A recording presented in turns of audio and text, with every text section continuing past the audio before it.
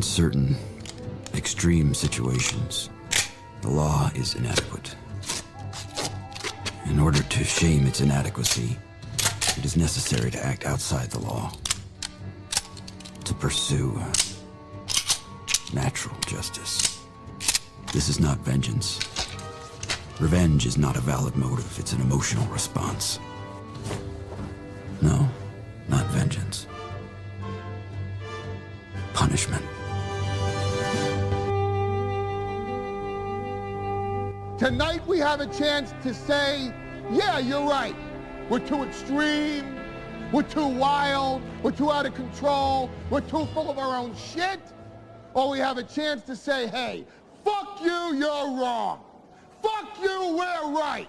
Because you have all made it to the dance. Because believe me, this is the dance. Start the show.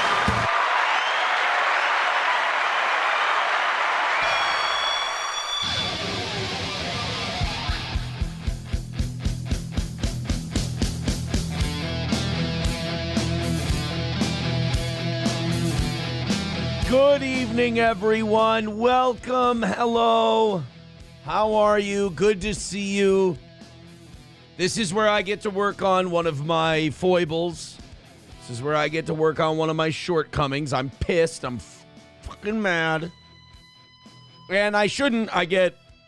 This goes back to the radio days. Anytime it's anything technical that's out of my control, I get fucking mad.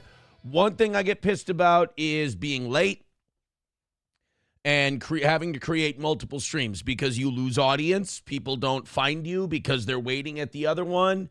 Then you don't show up on another one till 5-10 minutes after the show's supposed to start. I get fucking tight in the chest and I get mad, irrationally angry, and I got to work on it. And, the problem is I had to switch to, I had to switch to Restream at the last minute.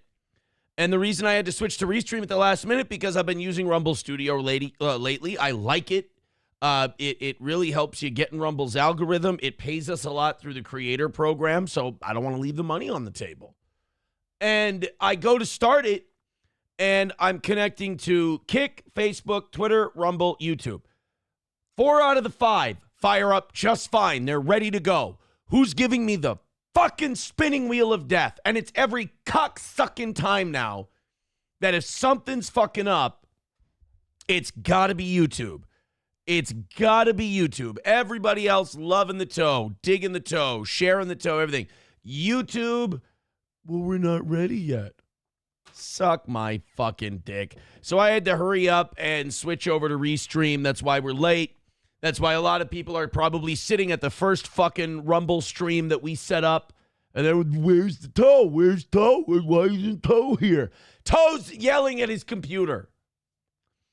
Toe's yelling at inanimate objects. That's what Toe's doing.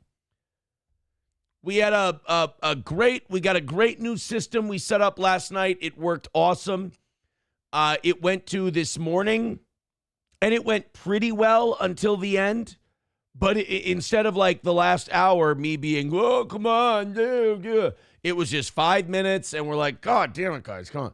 And you're short by 10, and we're like, I'll give you the 5 minutes back. Let's just knock it. And then we did, and it was fine. I'd rather have that whining contained to 5 minutes than have it be a nervous hour, an hour of nervous energy. So it worked this morning. It worked last night. I'm going to keep it going. I'm going to keep doing it. Now, number one, you guys are ahead by quite a bit. So that's going to be pretty, in a kind of not easy. I don't want to say easy because we've been burned when we think it's going to be easy before, but it's going to be a nice transition into it, if you will. But anyway, welcome to the show. Very happy to be here. H2BH, as they say. By the way, somebody said that Jesse P.S. gave Steel Toe a shout out during the last hour of his Mersh stream last night where they went over his comedy album. That's very nice. I'm going to fast forward to it tonight on my way to SP's, but here's the problem. I planned on coming on tonight and saying not shitty things, not mean things about Jesse's show last night, but I was going to say that I'm like at 2 hours into it, I'm kind of bored.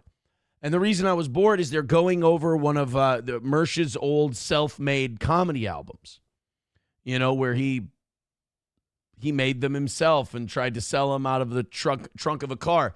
And when they started playing the album, it wasn't like, haha, this is great. He's so bad that it's good. It was just, I did comedy for over a decade. And the thing about it is, some guys are just not good at stand-up comedy, and they struggle, and they're full of nervous energy and everything else. And that was Mersh's album. It wasn't like, see, I don't have this thing where my car got repossessed, so I have to pretend to hate Mersh for money and my new master that I have to suck the dick of like Mersh does. I can just be very honest. I kind of thought Mersh's album was a desperate, struggling comic who wasn't very good. And there you go. It wasn't like, oh my God, this is so bad that it's hilarious. It was just kind of like, oh, this is a guy who he sucks at comedy, and he was looking for a way to make a few extra bucks. That's all. The only thing is, Jesse did have a few stories about this. Like, apparently Doug Stanhope was the one that snaked Mersh and gave Jesse the disc. And then the other story he told was that Mersh in North Carolina was selling pizzas. He was a pizza delivery boy at the time when he made the album. And then he would try to sell the pizza customers that he was delivering to the CD. I found that story very funny. The comedy itself, like, again, I'm not Mersh. I don't have to force myself to dislike something. I can be honest. And to be honest, it was just, I've heard a million shitty comedy CDs. Everybody's put out a shitty comedy CD that's like done comedy for a living. It's kind of a dime a dozen. It's a guy with a lot of nervous energy struggling on stage. Oh, well. But now I don't want to say that because I'm not shitting on Jesse's show, especially if he's talking nice about the toe in the last hour. Son of a bitch. I get all geared up. I get all revved up. And someone goes, oh, well, he said nice things about you. Oh, fuck. Joey Caravello with $2 says, Aaron, how much to get you to watch Bucky Larson, Born to be a Star, starring Nick Swardson? I'm sure that's going to be great. I'm sure that'll be a great movie. $100. $100 and I'll watch it and I'll report to you. Professor Tie-Dye says, not good at stand-up comedy like Johnny. Yeah, but I don't think Johnny ever put out an album, did he? I didn't put out an album. I didn't do comedy for a living. I did it on the side as like a fun thing. And, that's not a bad thing to do. Like, doing comedy is like a side thing for fun. That's kind of like when we were doing radio, we could do sold out shows, and it was kind of cheating because I could just bullshit anything on stage and people would love it. Do a few impressions, a little crowd work, and a couple of half-assed pieced together written bits. And then, all right, ready for Corey. All right, ready for... When we had Johnny, Corey, and Adrian on one show together, that was the best because I would go on for 10 minutes at a time in between each one of them. That was me doing my 30 minutes. And I just, drink, get paid, have a great time. That was it.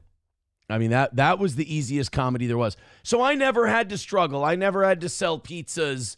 And as I'm delivering pizzas, selling CDs out of the car. Like, I kind of have a weird empathy for Mersh listening to the album on Jesse's show.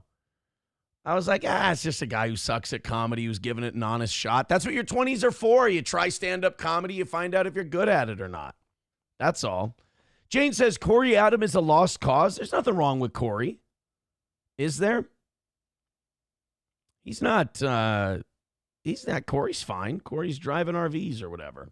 Loaded Wrench with $2 says his eyes are so crossed the tears roll down his back. Oh, that's bullying. That's bullying. Yeah, we struggled to get the stream on here at the beginning. I should have actually put vodka in this. I got so many negative comments last night on the Virgin Bloody Mary mix. People thinking that was just a disgusting thing to do. I did it again today.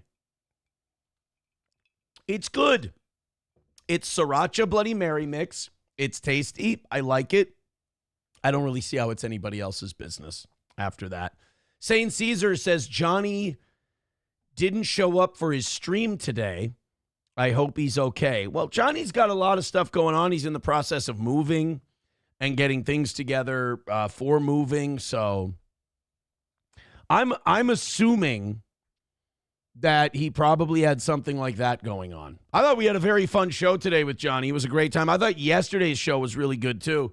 And last night's show was awesome. We're on a generational run right about now. That's not true. I'm on a generational Hera.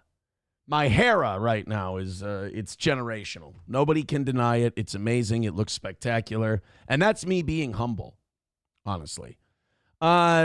Historically White says, not going to lie, I have a weird empathy for Mersh. I don't think he's that bad of a person. Mersh, when you've been doing this as long as I have, you can tell who's being themselves and who's kind of being a character. Mersh is being a character of who he wants to be seen as. Like if you saw Mersh in real life when Baked Alaska wanted to get him to fight for all the shit he's been talking, and Mersh just kind of was very timid and backed down and was very self-deprecating. I think that's probably the guy he is in reality. He's probably the guy who kind of, deferential, self-deprecating, whatever. But he gets behind a microphone and he can, lord over guys like Karmic. And then he's like, oh, I've always wanted to kind of be the big man on campus and in charge. And this is where I get to kind of play out that fantasy. I've seen guys like that are a dime a dozen in broadcasting. I get it. I understand it. So, it's hard for me to really think he's good or bad. He's amorphous. He exists. Invectum with $2. And that's always the best thing, too. When someone needs you to make money or their car gets repossessed and someone goes, what's your opinion on the guy? And you're like, oh, well, I don't take him seriously because he's not genuine. He's being phony, and that's okay. I want everyone to do what makes him happy. Miss Tay says Mersh is good at stroking out. Shane says he had a satanic wedding. Yeah, I mean, you can watch Jesse for all the Mersh hatred stuff. You can watch him for that. Invectum with $1.99 says, is a win for the toe in the cards tonight. Yeah, wasn't Mersh streaming recently, and he said something like, wring toe's neck or something. Stop. You think Baked Alaska would have fucking broken his head. Oh my God. To say that Mersh would be light work is, I feel insulted that any physicality even needs to be suggested. Let's just put it this way. Mersh is not a physically intimidating guy. That's all. Yeah, people are referencing the porcelain tapes and everything. I don't want this to get nasty. Look, leave the guy alone. Let him play his Mersh character. He's not hurting anybody, nor could he. He's fine. Leave him go, guys. At least he's not living on, what's his name's couch anymore, Rico. Bobby with, by the way, a couple of really nice contributions coming in after the show this morning. Timothy with $25. Thank you very much. Bobby with $10 says, thanks for the experiment. Good show. Listening late. So Bobby chipped in a little bit later. I really appreciate that. 9/11 swim, that would be incredibly unfair. I could hurt him, and that wouldn't be good. I don't want to hurt anybody. I don't get off on that, and he could get seriously hurt in something like that. And that's not I'm a happy-go-lucky, jovial guy, as the brothers in jail will attest. That sounded creepy and sexual. All right, where are we at? I want to get to 500 memberships, and remember, we don't we don't have any expirations this week. So if we don't have any expirations this week, that means every membership is a climb to 500, and we're almost there. Thank you to Miss Tay for gifting a membership tonight. I appreciate that. 9/11 Swim says, fair enough, Toe. The fans would enjoy it. Yeah, if me beating the living fuck out of somebody is something you'd enjoy, that's a little weird. That's a little weird. My Lost Interest says, Mersh does write some good poetry, though. Stop it! See, that's what I mean. Like, that's probably who Mersh really is. He's the sad, emo poetry guy, even at 48 years old or however old he is. That's who he really is. That's the real him. The whole hard drinking, smoking with the sunglasses on the stream, picking on Carmack. It's like, that's the guy he's desperately wanted to be since he was probably 13 years old, you know? And that's why he and Patrick and those other guys should be working together. They're all guys who have, their whole life they've been picked on. Their whole life they've been beaten up and bullied and treated like shit.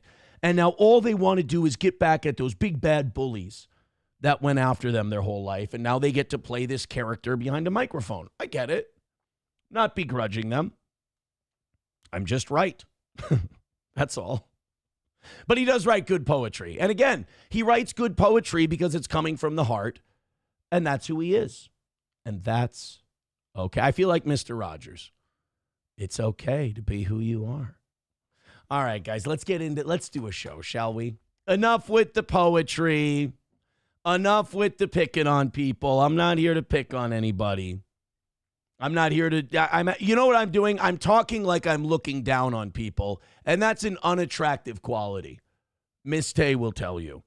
Great day today. I got to say, thank you for the awesome morning show. We've been in the 700s both days today, and that's great. We were in the 400s very briefly last night. That was awesome. I don't have my trusty Rumble Studio counter with me tonight. That kind of pisses me off, but oh well. Hit like, hit subscribe, hit follow. I probably don't want to know the number anyway because we had a stream. It fucked up. We had to switch to Restream from Rumble Studio, so that's started late. I'm probably just going to be agitated. If I looked, it's going to be a down night. But we're going to have a great time because we have breaking news. About 45 minutes ago, let's go back a few hours. So yesterday we knew that Trump said, I want the Congress to vote to release the Epstein files. Now, I don't understand it because I feel like Trump could just order the Attorney General and the Justice Department to release everything they've got on Epstein. But instead, I think what happened was these Democrats pissed him off with calling him, with leaking the dog who wouldn't bark emails. And he's like, well, if these guys can just slow leak emails and it's like a death of 1,000 paper cuts, we're going to put all the Epstein stuff out there and we're going to burn and bury everyone. And I hope that happens. I hope this is absolute bedlam. So the House voted earlier today to release the Epstein files. The House voted yes. And you guys can tell. You can tell that there is a wing of the Republican Party and the Democratic Party that wants these released. They haven't been in the House of Representatives long enough to be corrupted and bought out and have their soul ripped out through their ass. People like Marjorie Taylor Greene, people like Thomas Massey, people like Ro Hakana or whatever. I'm sorry, I always fuck up his name because I'm white. Then you can tell there's the establishment guys, the bought and paid for guys, the Zionists, the drug companies, the ADL, those type of guys who they don't want this stuff released. They don't want to rock the boat. They don't want to know what's in it because either they're going to be exposed or very good friends of theirs that they work with regularly are going to be exposed. Here's Mike Johnson talking about the release of the Epstein files. He's got the I just shit my pants look. He's got poo-poo in his pantaloons, and he is none too pleased about this. Just go with the body language and the way he's delivering this. This was Mike Johnson earlier today. National security concerns, okay? The discharge requires the Attorney General to release within 30 days, quote, classified information to the maximum extent possible. So he's saying this in a downward inflection, like there's security concerns.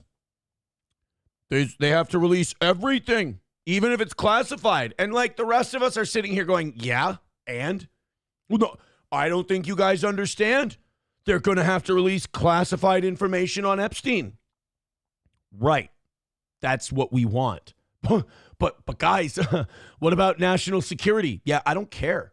I want to know who this child trafficking piece of shit was working for.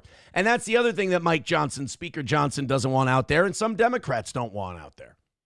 We're hopefully going to find out. Like, I'm not as interested about who's on the list because I think we all kind of know who's on the list. Clinton, Gates, Hawking, probably Trump, other people.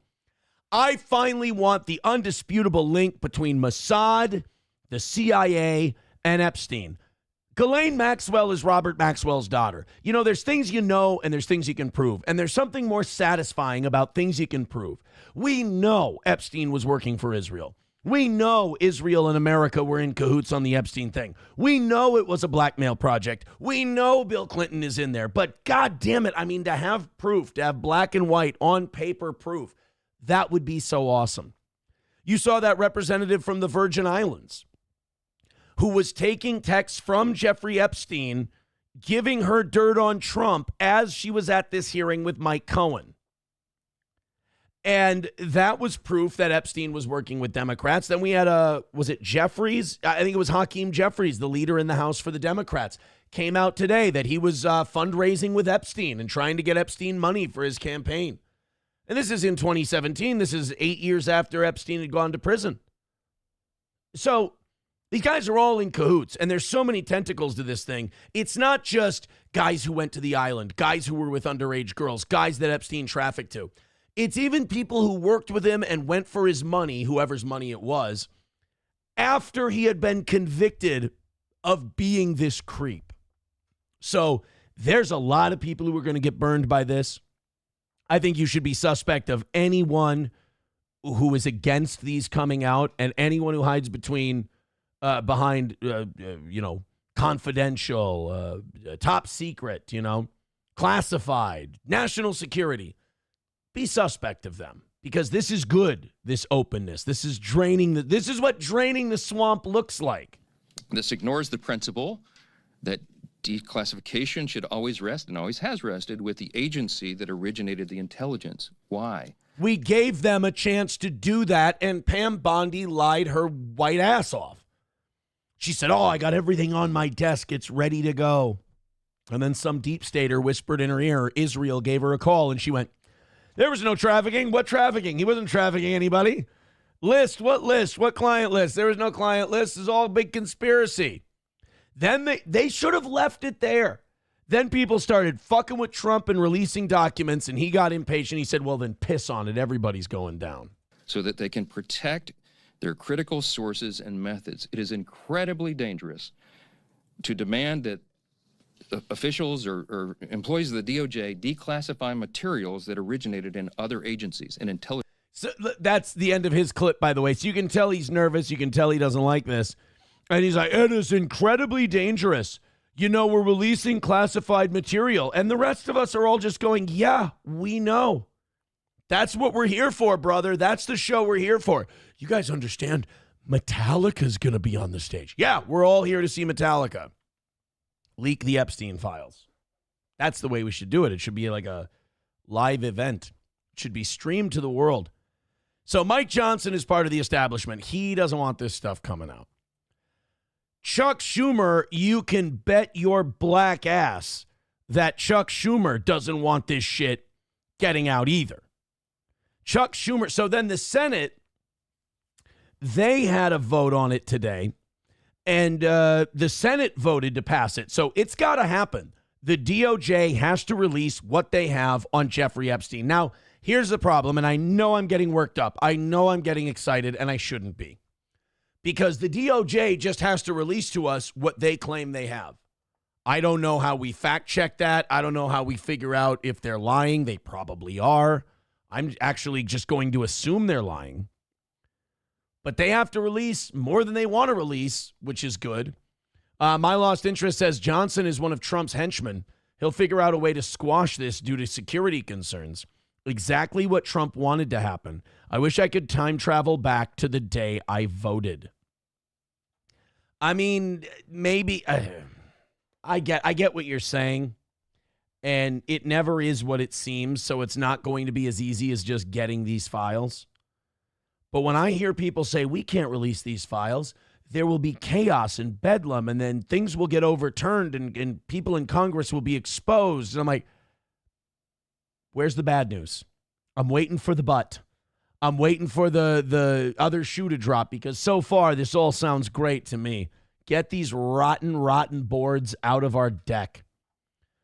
Wouldn't that be awesome to have Metallica release the list publicly and sing it, and they get to Lars Ulrich's name, and they're like, whoa, what the fuck did you didn't tell us that this was gonna, And he's like, I went there. He had a pool. I went there for the pool. I didn't. Hey, Harry, I swear to God, man, she never told me her age. Historically White says things are so bad. This is just a pressure release valve. Just tell Donald Trump that we're doing it for Charlie, and maybe he'll do it. Or for Erica. Snowcat Tish says there's a claim that there's an active investigation into Clinton's connection to Epstein that will delay the release. I agree with you guys who are saying they're going to do something funky to screw this whole thing up. But and I'm sure by tomorrow morning when we talk about this with the morning show audience, I'm sure I'll be singing a different tune and I'll be more humbled and negative about the whole. I hate that about getting older, knowing that I'm going to come down from this. But at least, for tonight, let's enjoy watching these guys squirm for a little bit. Plus, since the evening show is supposed to be less news heavy and more with the wacky, silly stories, we are going to have the wacky, silly stories tonight. Those are coming up. This is just breaking news. I mean, this happened less than an hour ago in the Senate. This is Chucky Schumer, who I'm sure I haven't even watched this yet. It's so new. I'm sure Chuck Schumer is just elated. Anybody who's been in Congress for more than 30 years is going to be scared shitless about this Epstein stuff. And I urge my Republican colleagues, let the Senate act today. And so... Oh, shit. Maybe not. Maybe Chuck Schumer's selling a fellow Jew down the river. I ask unanimous consent that when the Senate receives H.R. 4405, the Epstein Files Transparency Act from the House, the Senate proceed to its immediate consideration, the bill be considered read 3 times and passed with no intervening action or debate. Wow. And the motion to reconsider be considered made and laid upon the table. Is there an objection? Without objection, so ordered. Wow. I did not see old man Schumer just going, you breeze those. This is great. I hope that there's Democrats and Republicans out there who want mutually assured destruction. I want nothing but Longshanks in this debate. The scene from Braveheart. We've been referencing it. Send in the archers. Sir, we'll hit our own men. Yes, but we'll hit theirs too. That's what I want. I want Democrats and Republicans who are like, let's just fucking nuke them. And they're like, but we'll kill our own. Yeah, we'll get some of theirs. It's fine. It's a cleansing rain. That's what it is. It's an acidic cleansing rain. And it has now passed the Epstein bill as soon as it comes over from the House. Hot shit. Good job, Chuck.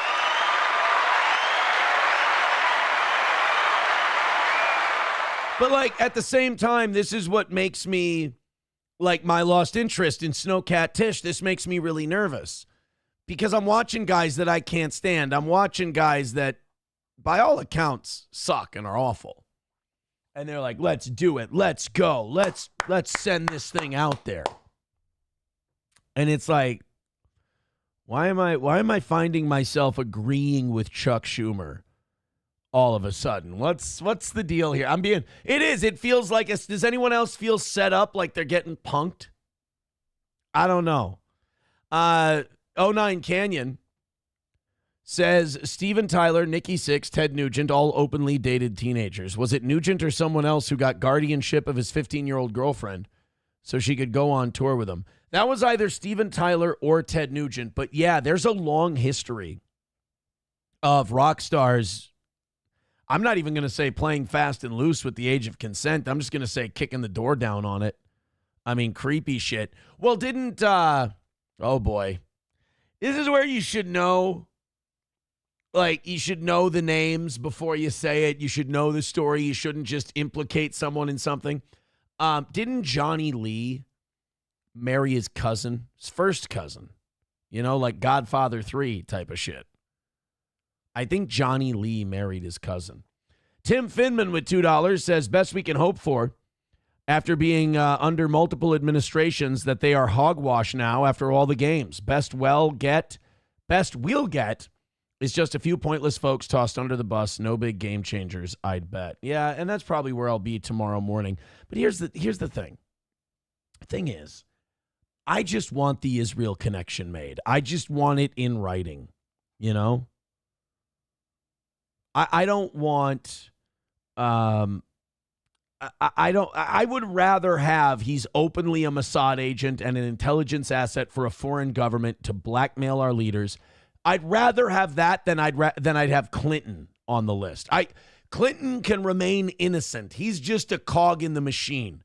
But if we get the confirmation that Epstein was Mossad, then the cry will be so loud to abandon these cocksuckers and stop giving them our fucking money and stop putting our rubber stamp on their wars and genocide, and we can finally break this 80-year chokehold that fucking country has had on ours. I'm so excited.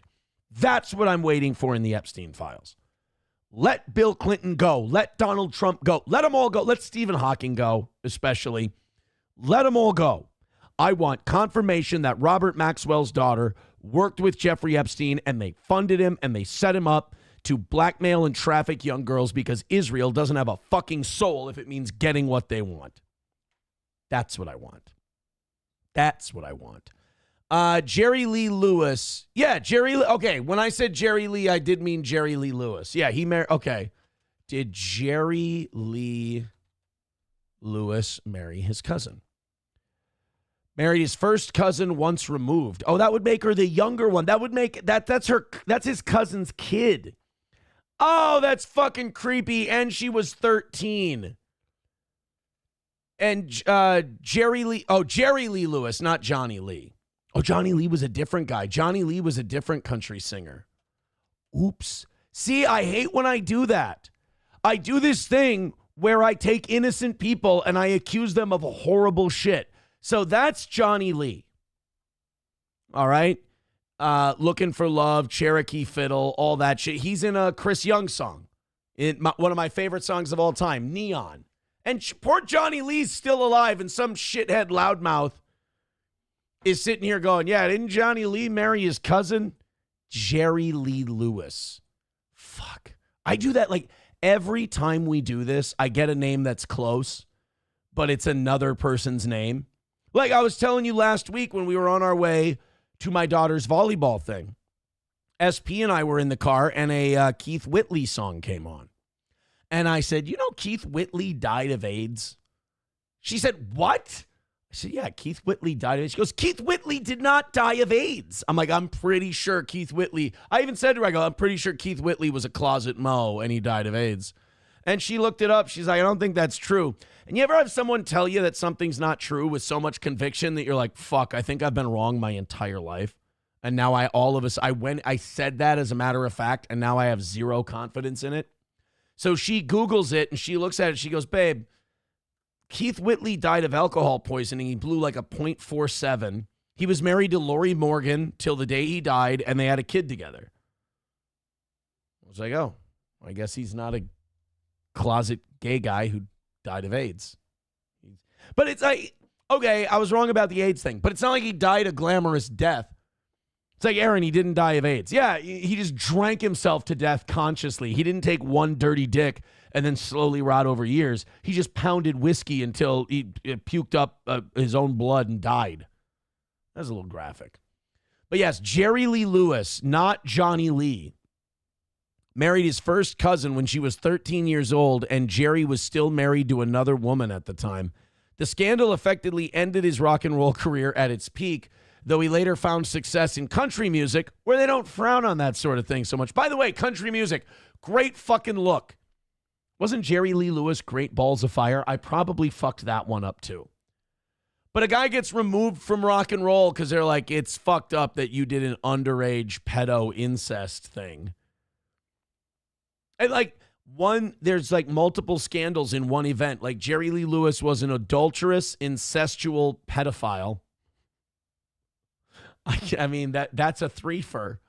And then rock and roll goes, we are done with you, Jerry Lee Lewis. This is disgusting. You married your 13-year-old cousin while you were still married. This is gross, Jerry Lee. And then country music went, well, if y'all are done with him, we'll take him.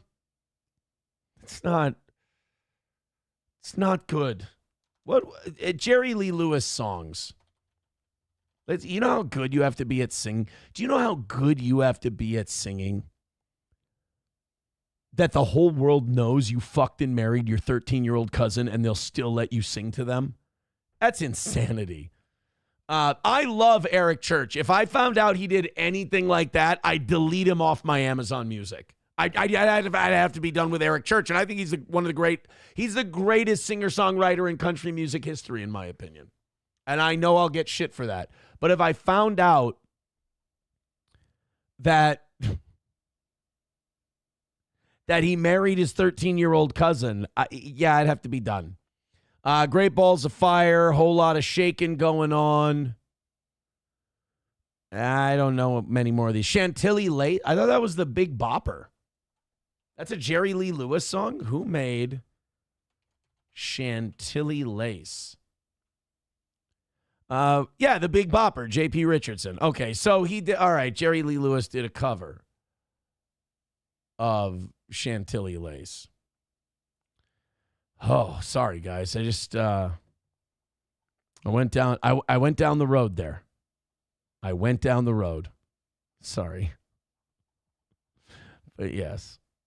I heard Eric Church fucked a buffalo, says McBuster. That's not true. My Lost Interest says, I didn't know Jerry Lewis was a singer, but I can see him being a pedo. No, not Jerry Lewis from King of Comedy and the Telethon and all that. Jerry Lee Lewis, totally different guy. Rusty Grammar says, but Aaron, what was his cousin wearing? Yeah, see, I'm not falling for that. We're not doing that. We're not doing that. You know, I heard, and this is just a rumor. This is an old country music rumor. There's a rumor that Jerry Lee Lewis and his 13-year-old bride, I guess bride to be, they were about to get married. And just before they got married, the preacher asked, does anyone have any exceptions or have any objections? And people were so disgusted, but nobody would speak up. I mean, everyone's in the chapel. They're all watching Jerry Lee Lewis marry his 13-year-old cousin. Do you know what's coming? You know it's coming, don't you? If you're a fan of the show, you know it's coming. But they're all gathered there, and he goes, if anyone has any objections as to why these two should not be wed, speak now or forever hold your peace. And nobody said anything. And just before the preacher started talking again,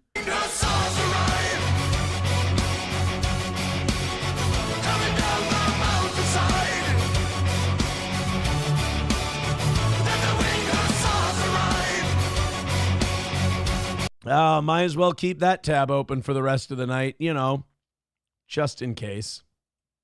I'm just saying that when you need somebody to come to your rescue, the winged hussars are usually your best bet. TDR Shit Show with $5 says, wait, Aaron, you didn't know Eric Church has been fucking his own sister for about 3 years now? That's not true, but I'm still giving you your $5 drop. There's so many Somalians in this bitch. I love that. I love that one. It's so fantastic. Thank you for the $5. I appreciate it. That's very kind of you. Joey Caravello with $2 says, apparently Abe Vigoda and Marlon Brando used to eat each other's asses during Godfather filming. Now, here's the problem I have with that comment, aside from the obvious, is that Marlon Brando did do gay shit with people. But Joey Caravello also writes disgusting, untrue things about Hollywood, so I don't know what to believe. If you didn't know, Marlon Brando and Richard Pryor fucked each other. It is a poorly kept secret in Hollywood. Marlon Brando was not straight. Marlon Brando was not gay. Marlon Brando just kind of did it all. And Richard Pryor was a drug addict. So I don't know what that necessarily means sexuality-wise. See, now, this is what I hate about Joey Caravello. I'm going to Google this. Because Marlon Brando has done enough gay shit for me to be like, he might have eaten Abe Vigoda's ass. Now, I don't think Fish would do that. I don't think Abe Vigoda would eat Marlon Brando's ass. But there's enough smoke around Marlon Brando that I have to know. Did Marlon Brando have sex with, let's do this first. With Richard Pryor, so we know we got a good, all about Richard Pryor and Marlon Brando's sexually involved relationship. All right. Did he have sex with Abe Vigoda? There is no evidence or reputable report other than a $2 Rumble rant on the Steel Toe Morning Show from November 18th of 2025 that Marlon Brando and Abe Vigoda had a sexual relationship. Both were respected actors for their professional careers, and their interactions appeared to have been limited to working on the film The Godfather. See? But I can't, like, Joey Caravello is clearly full of shit. But at the same time, Marlon Brando's suspect. By the way, I'm going back in the chat to when I play Winged Hussars about the Jerry Lee Lewis thing. Sam Show writes, I fucking hate you. Sam Show writes, I fucking hate you so much. Landers, really, Aaron? Miss Tay says, for fuck's sake. Das Optic Nerve, fuck you. McBuster, what the fuck? My lost interest, for fuck's sake. I knew it and I fucking hate you. Landers says, gunmetal tastes good this time of year, Aaron. 09 Canyon says, damn it, Aaron, I've been humming that all day. Oh, dude, fuck you. You've been humming that song all day? I've been singing that song all day. I can't get it out of my head. Nader P says, watch the roast of Richard Pryor. He makes a joke about the first time he fucked a fag. I get it. I understand. Joey Caravello says, haha, Marlon enjoyed eating fish. I get it.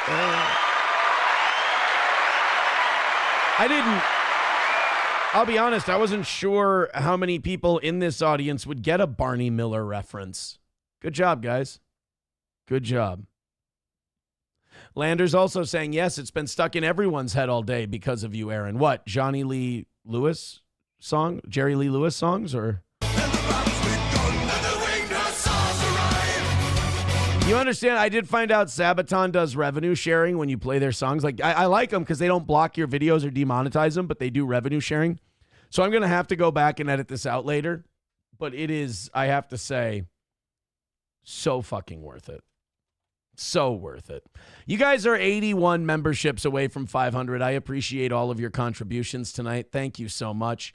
If you like the show and you feel like contributing to it, hey, we got drops for everybody. Drops for days. You want to see some disgusting evening show shit? I got something that's going to make you want to shit your pants just to get the memory of this out of your body. You know how Heinz has all of those wacky condiment flavors? Like here. List of Heinz squeezable condiments. Like they got mayo chup and all kinds of other shit. They've got miso and chili sauce, saucy ketchup and mayo, smoky baconaise. They also have a ranch one too. It's like rancho or catch ranch or some shit like that. Mixed sauce. That's what I want to see. A lot of people don't like mixed sauce. They say they're against it. There's mayo chup. Oh, they used to have more. Oh, did they cut down on their line of mixed condiments? Oh, damn you, David Duke. Damn you.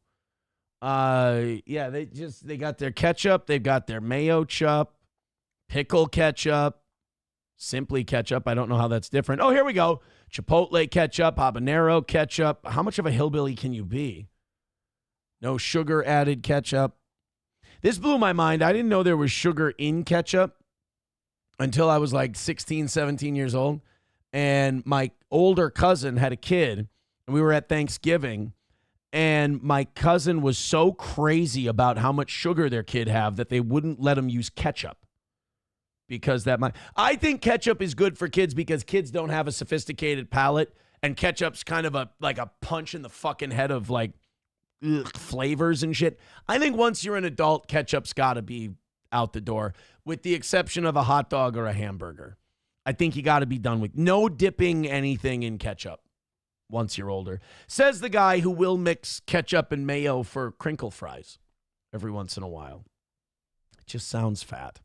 Loaded Wrench with $2 says, remember the Mandolin Rain bit went for months. Bro, we'll bring back Mandolin Rain every once in a while. We have to bring back Blame It on the Rain as well. That's one of my favorite.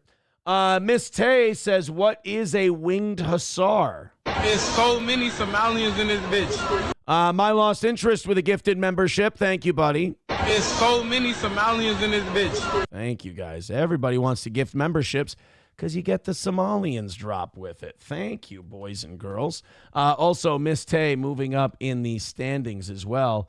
Miss Tay gaining on Crunchy. If you contribute to the show tonight, but you know you're not going to get up over that 50 for the week to be in the top 6, consider contributing it to Miss Tay so she can hop up over Crunchy today. That could have been put differently. Anyway, thank the both of you. Now 80 even away from 500 memberships as we march to 500 here on the toe. Thank you, guys. So anyway, Heinz is debuting a new condiment just in time for Thanksgiving. And it's not necessarily what the condiment is. It's the way they phrase it. Heinz is making a condiment called leftover gravy. Now, there's nothing wrong with gravy. You make a nice roux, you get a gravy. Go, I like making country gravy. It's a lot of fun. That's a weird thing to say is fun, but like when I'm making breakfast for the kids, I give them a choice. I said I can, whip up some waffle batter, put them in the waffle maker. We make waffles, or you can have biscuits and gravy. And I'll, just whip up the batter a little differently, make some biscuits, make some country gravy, and, boom. I don't mind gravy. I got nothing against gravy. It's just the idea of like leftover gravy. When I think of leftover gravy, I think of that chunky, gelatinous top film, gross shit. And now and then I think of the sound of a bottle at that squirt sound. Not the fun one either. Just and that's just squirting thick, cold imitation of leftover gravy, and it's too much. Like we didn't ask for it, we didn't need it. You guys just did it as like a ha thing, and it's not necessary. Make gravy, have leftover gravy. That's fine. You got to make. Here's what leftover gravy is great for this time of year. You make stuffing, right?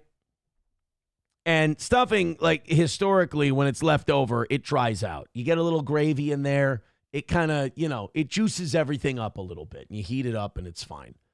But cold leftover gravy condiment in a bottle, this is an abomination this country didn't need. I mean, for God's sakes, we're on a roll right now. The Epstein stuff is coming out. $2,000 checks are going to be out before the midterms next year. Hopefully our economy is going to get better soon. I fucking doubt it. But I'm hopeful. What we didn't need right now is a momentum killer like leftover gravy. The leftover gravy condiment, this thing right here, this is like a timeout in a game of basketball when you're on a 12-0 run. You didn't need it. You had a hot hand. And really, you can write your letters. You can call Heinz. You can tell them that we don't need this. But there's really only one thing that's going to be able to save us from the disaster that is leftover gravy. Beg me not to do it. Fucking beg me not to do it. I just said there's only one thing that can stop Heinz from making the leftover gravy condiment. Go ahead. Beg me not to tell you what the thing is that can stop the leftover gravy. Miss Tay says, nope. You're not going to stop. You're not going to beg me. You're like Merle Dixon in The Walking Dead. You're like, I ain't going to beg you. I ain't going to beg you. All right, this is the only thing that can stop it.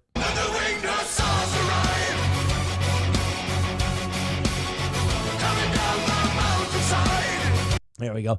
Victor, whenever you get time, if you could just get us a good 7-8 second clip of the winged hussars arrive, so we can just put it in there with the music video, I'd love to make that our new $50 drop. That would be awesome. Okay, Miss Tay wanted to know what winged hussars were. Hussars were a kind of cavalry in the Middle Ages. You had hussars. You had the British had dragoons, which were cavalrymen that would sometimes be armed with pistols or rifles. You had cavaliers. You had all kinds of different nights and things. And one kind of karaoke, one kind of, why did I say karaoke? One kind of cavalry. I want to do karaoke to that song.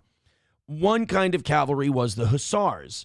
And these particular hussars in the Poland-Lithuanian cavalry, the soldiers had wings on them. It was for intimidation. So you would see these wings coming, and the cavalry, like imagine you're a soldier on foot and you have a really antiquated musket rifle thing that takes forever to load, or you're standing there with a sword and a shield and you're like a knight in armor, and all of a sudden not only do you see these horses charging at you, but there's this big colorful pair of wings, and to you and I that might seem gay, but that's the last thing you see before you're about to get a sword through your eyeball. That's fucking scary. Immobilizes you. So that's what the winged hussars were. Some armies would like dress up their horses and make them look real intimidating. The hussars, they put on queer costumes. Yeah, the other thing that really grosses me out about this Heinz leftover gravy thing is the caption, "The Moist Maker." You don't need to be the moist. I'm not like chicks where the word moist fucks me up, but I'm also not a guy who like really wants to see the word. You know, I don't need to. No thanks. Like it doesn't need to be shoehorned into conversations. McBuster says, my ex is Lithuanian. Don't fuck with Lithuanians. Don't even look at them. Just walk away. Well, the thing about Lithuanians and Mongolians, like, or Scandinavians, like the thing about people who used to rule the world, like at one point they ruled the world, is, you know, they don't rule the world anymore, but they have the attitude of people who used to rule the world and now don't. So there's an edge to them. There's like an anger to them. Mongolians, Swedes, Lithuanians, I'm sure. At one point, all of those countries were the world's superpower. Believe it or not, the Polish Lithuanians, they fucked in Eastern and Central Europe back in the 1600s. They were bad motherfuckers. They made Russia their bitch over and over and over again. Snowcat Tish says moist is only an acceptable adjective when talking about baked goods. Here's the thing. Here's why women hate the word moist, and they won't say it, so guys have to say it. Women don't like the word moist because when they hear the word moist, they think men are thinking about pussies. And that grosses them out, and they're like, oh, like it's not the word. It's women are anticipating what men are thinking when they hear the term moist. They're like, oh, wet vagina. And it's, yeah, like when you're in, you know, polite company, that is a disgusting thing to think about. Sam Show confirming we are. Yes, we are. No, I'm not saying they're wrong to think that. That's one, when we hear moist, we're like, oh, yeah. But, you know, when women hear it, they don't think of their own vaginas, but they think other men are thinking about their pussies. And like, imagine if every time a woman said, oh, we need new curtain rods, and every time she said the word rod, you went, she's thinking about my boner right now. You'd be like, that's mildly invasive. And it would fuck you up a little bit. That's all. Historically White says, I've been told they also think infection. Oh, really? I don't know. We got a weird crosstalk going on in the chat right now because on one half, you got people talking about Middle Ages empires. And then on the other half, what people think of when they hear the word moist. There's two very distinct conversations going on right now. Jane says, that's on you. Well, yes, you're right. But it's also on you that you think about us thinking about your pussy when you say the word moist. It cuts both ways. Anyway, just don't say the word. There's plenty of other words other than moist to describe something that's moist. It's juicy. See, then you think of an ass. You think of, what's another word for moist? Succulent? A succulent Chinese meal. You could go with that one. Let's just not make it uncomfortable for everyone. That's all. Abel Graham says, every time I hear some retard talk about stolen land, I want to mention shit like Poland, Lithuania. Dude, they didn't stop fucking with Poland. Like, here's what happened. Like, Poland was a respected world power for a while. And then, like, they just stopped being a world power, and they were like, we'll just kind of stay in our borders and mind our own business. But everyone else had long memories, and they were like, fuck these Polacks. They dominated for too long, so the Germans would fuck with them. The Austrians would fuck with them. The Russians would fuck with. Everybody fucked with poor Poland, and they went through a real like rape trauma era, essentially from about 1700 to 1945. It was, and then they had communism after that. So really, Poland has been living a rape trauma from about 1700 to 2000. For about 25 years, the Polish have been okay. Before that, just a lot of shaking and hugging your knees in the shower. That's what it's like to be a Polak. Nader P says Poland was respected, and then they tried putting screen doors on submarines. Oh, the dumb bastards. The dumb bastards. Landers says, great, now I'm hard. Yeah, talking about the Polish-Lithuanian Empire does that to people. Gray Duckling with $5 says, I love a moist brownie cake, any bakery product. Oh, and a nice snatch. See, it was nice for a little bit there. It was kind for a little while, and then you had to go and do that. Gray Duckling, now up to $56 for the week. Thank you very much. Give him his $5 drop. There's so many Somalians in this bitch. Snowcat Tish says, everything I know about the Carpathians, I learned from Ghostbusters too. Yeah, everything I learned from... I learned everything I could about, what was it, Moldova? From Ghostbusters to he was the Scourge of Moldavia, right? I think that's who he was. Vigo the Carpathian, Scourge of... Vigo the Carpathian was a fictional... We know he was fictional. The Scourge of Carpathia, the Sorrow of Moldavia. I thought it was Moldova. Moldavia. So Moldavia is this small little kingdom between Turkey and Russia in very, very Eastern Europe. And it was fought over between the Russians and the Ottoman Empire for years and years and years. Today, I think Moldavia belongs to Russia. Who does Moldavia belong to? Moldova's an independent... Oh! It's its own country. Well, fucking good for them. It gained independence from the Soviet Union in 1991 and is a member of various international organizations. It's landlocked between Romania and Ukraine, and its foreign policy has historically navigated relationships between Russia and Western Europe. So Moldova is just kind of, trying not to get cruise missiled. That's all. 09 Canyon says, I love pierogies. My uncle's aunt used to mail him pierogies and a massive fruitcake for Christmas every year. How'd they get you in the mail every year?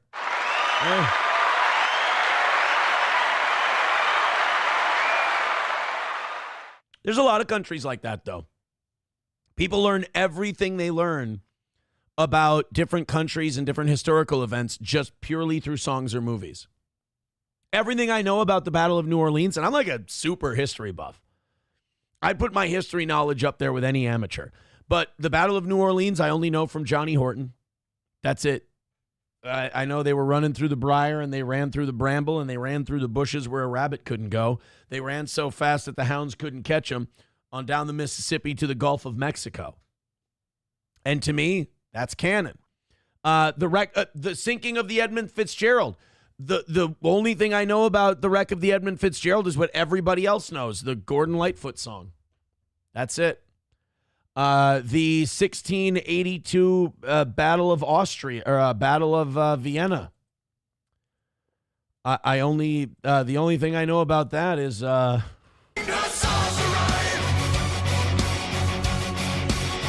coming down the mountainside.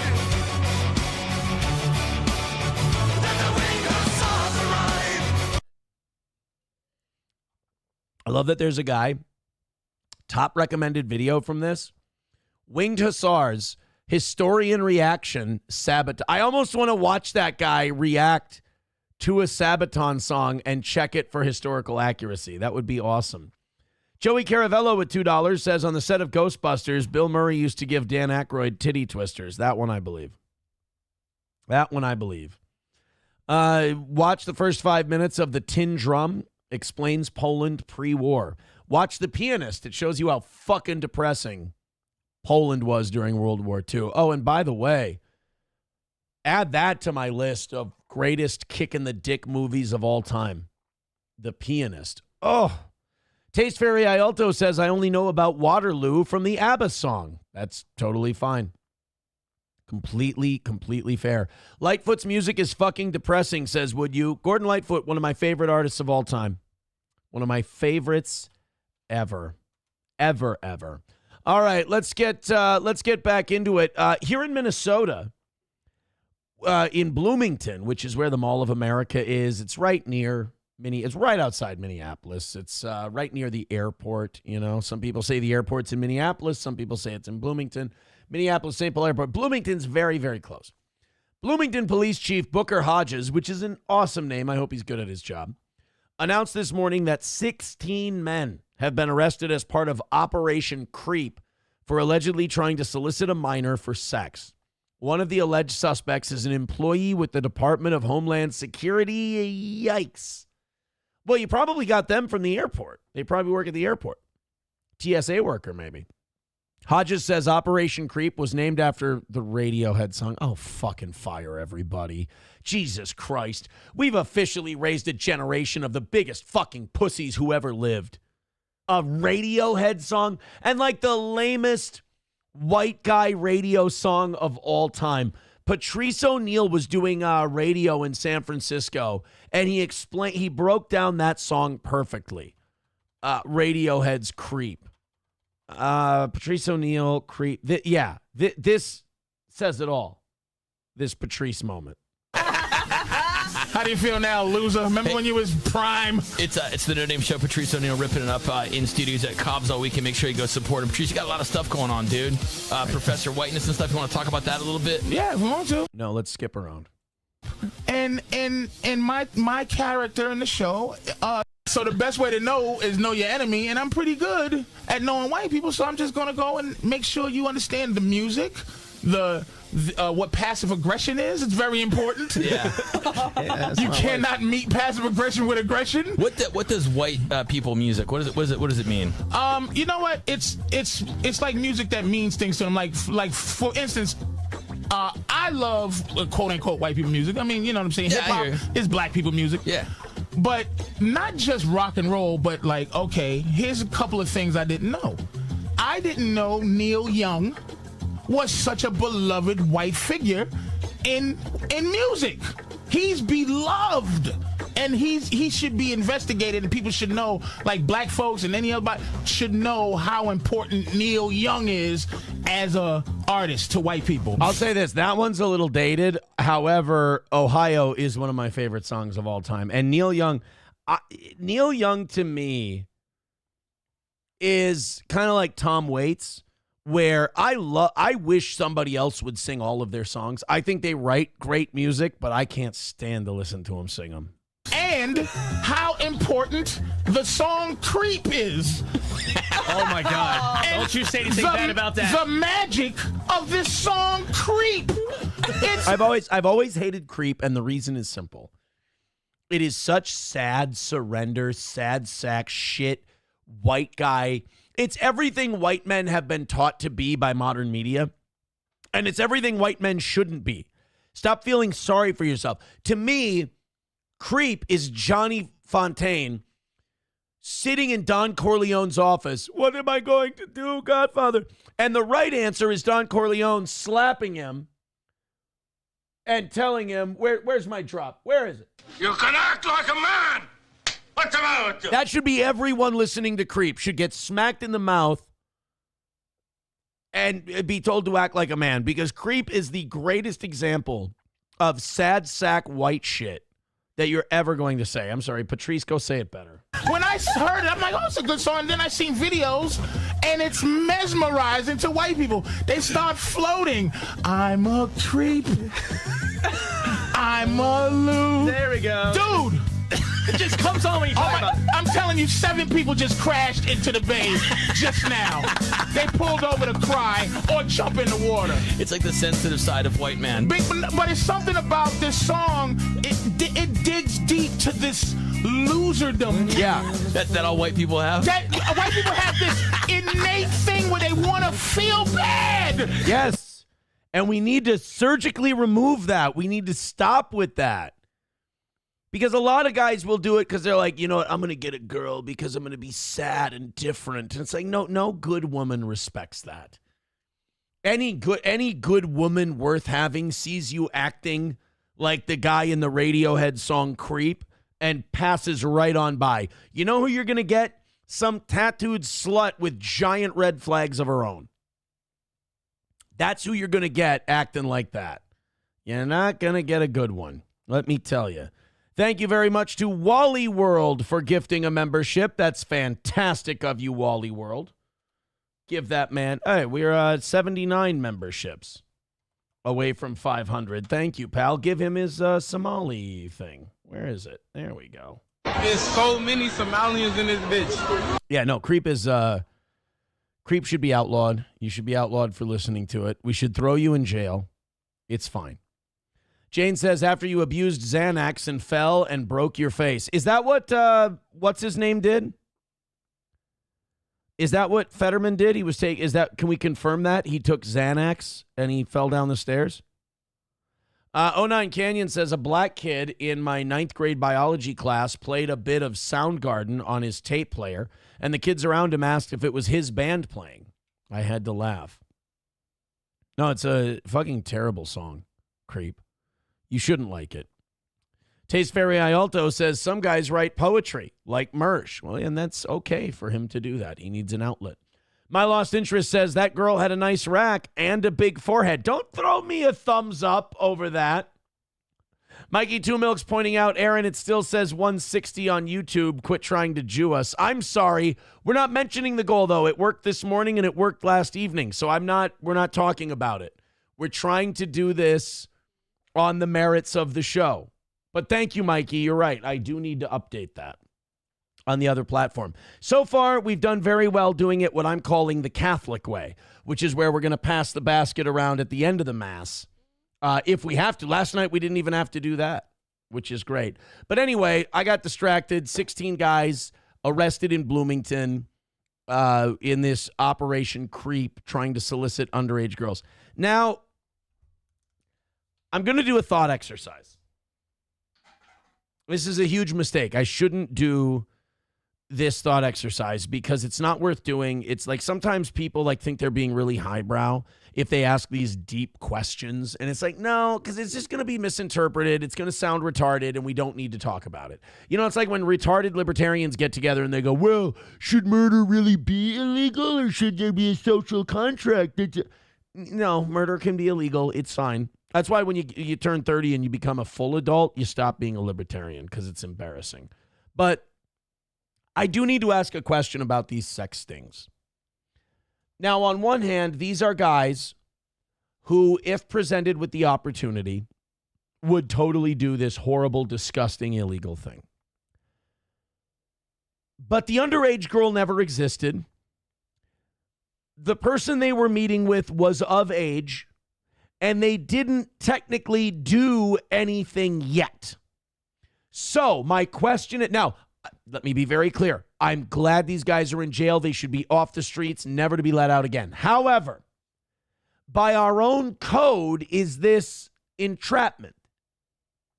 I have to ask, because while these guys are pieces of shit, while these guys are awful, and while I don't feel bad for them at all, lock them up, prosecute them, the whole thing, is there a part of us that should acknowledge that we're kind of pulling a dirty move? And look, again, I am okay pulling the dirty move to get these guys off the streets. But can we admit that what we're doing is a dirty move and that there is no such thing as freedom and it's all just shades of gray and what we're willing to tolerate? I don't like this idea that people are like, I'm a libertarian and blah, blah, blah, blah, blah. And you go, well, how about getting these creeps off the street for wanting to have sex with a 16-year-old? Yeah, fuck those guys. Well, that's not very libertarian of you because that violates their freedom to associate. They didn't have sex with anybody. They didn't do, well, they showed intent. Well, you libertarians are against that.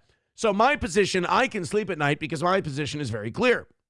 I don't care if you entrap the shit out of these guys and arrest them. Fuck them and everyone who looks like them. I'm totally fine with it. But can we be honest that this is, it's a bit of a trap. It's a good trap, but it's a bit of a trap. Let's see. Mikey Two Milk says, if you're not going to mention it every 30 seconds, that's true. We're not. You have to at least keep it accurate. You are 1,000% right, man. You are correct. My Lost Interest says entrapment 100%, and yes, they should be in jail. Yeah. See, I'm fine with it. I am fine with that level of entrapment. On a Wall says yes, but I don't care. Right. That sounds like a Joni Mitchell lyric. I'm writing Joni Mitchell songs. 09 Canyon says it's not entrapment because the cops don't suggest or offer the sex. The perverts have to solicit. That, you know what? That's a good point. That's a good point.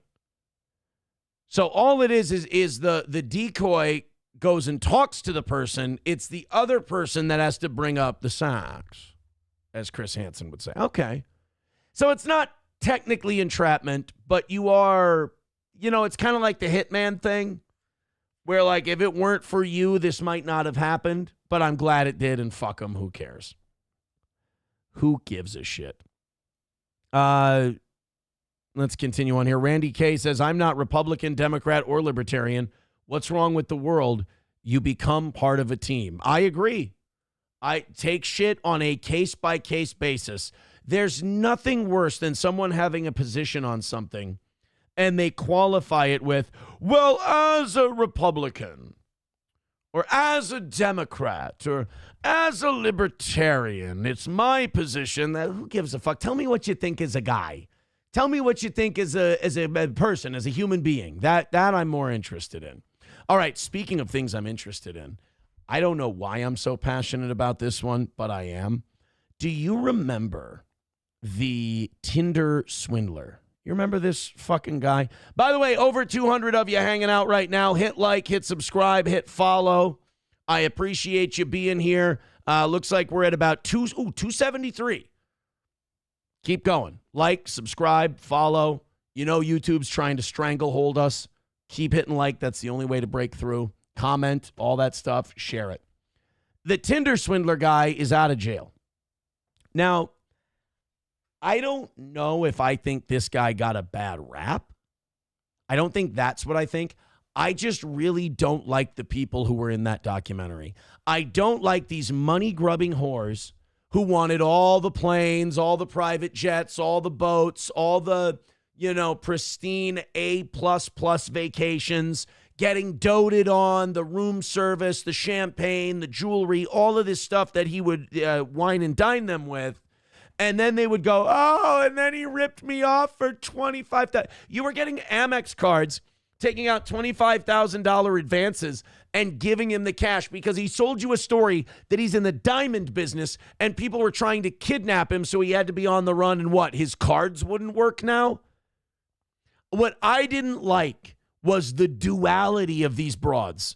They were like, I'm an independent woman and I make my own money and I don't need anyone. And they were like, oh, but I went and sucked this weird Jewy looking guy's dick because he said he was a diamond billionaire and he was buying me all kinds of fancy private jets and boats and vacations. And then he tricked me. I'm this smart, independent, with it, modern woman. But by God, the minute this Jew said, give me 25 grand because I'm in the diamond business, they went, oh, absolutely. I love you so much. We're going to be together forever. I hated that. I hated that these women were looked at as these helpless victims, when in reality, these women got played because this guy knew that all these chicks were in it for was money. All they wanted was the boats. All they wanted was the planes. All they wanted was the jewelry. And they didn't care anything about the guy. These women got taken in by their own greed, by their own avarice. And I think all of these Tinder Swindler broads deserved it. Now, that doesn't make this guy not a scheming Jew fuck. Simon Leviev is 1,000. You know what? Is he even? Before I keep calling him a Jew fuck, I should just. Yeah, okay, he is. Jesus Christ, Aaron. You know, trust your gut. So anyway, he's out of jail. He's giving interviews. And of course, he's talking about suing. I don't think he should sue because I really do think this guy is a piece of shit. But I do think this guy's a smart piece of shit in that he picked his marks well. he picked his marks well in that these women were complete hypocrites. These women were so totally full of shit and bought everything about modern feminism that there was to buy. Oh, he showed up with his mother of his children and his baby, and they're going on the vacation with us. I can't say no to caviar and champagne on a yacht. Even though this is a giant red flag and I know I shouldn't go, I can't say no to the material things that this man is going to provide me. And as long as this man is handing me all this good material shit, I'm not going to bother asking where it's coming from. Oh, you need another 25 grand? Anything for you, poopsie. And then on the other hand, say, I'm a poor victim. I'm an independent woman and I was victimized. You were along for the ride every single second. He didn't put a gun to your head and say, give me the money. He made up a bullshit sob, Indian car warranty story, and you fucking bought it because you're so goddamn smart. So when I watched the Tinder Swindler, I didn't see what everybody else saw. I saw a hate situation. I saw this Simon guy who I'd like to put my fucking boot down his throat. And then I saw these women who are like, nobody should feel bad for you. You took advantage of him as much as he took advantage of you. But anyway, he was on TMZ talking to fellow tribesman Harvey Levin. And you guys aren't going to believe this, but this Jewish guy is going to sue everyone. Can we start with your release? It's confusing to me. Could you not do the interview in a bathrobe, you cunt?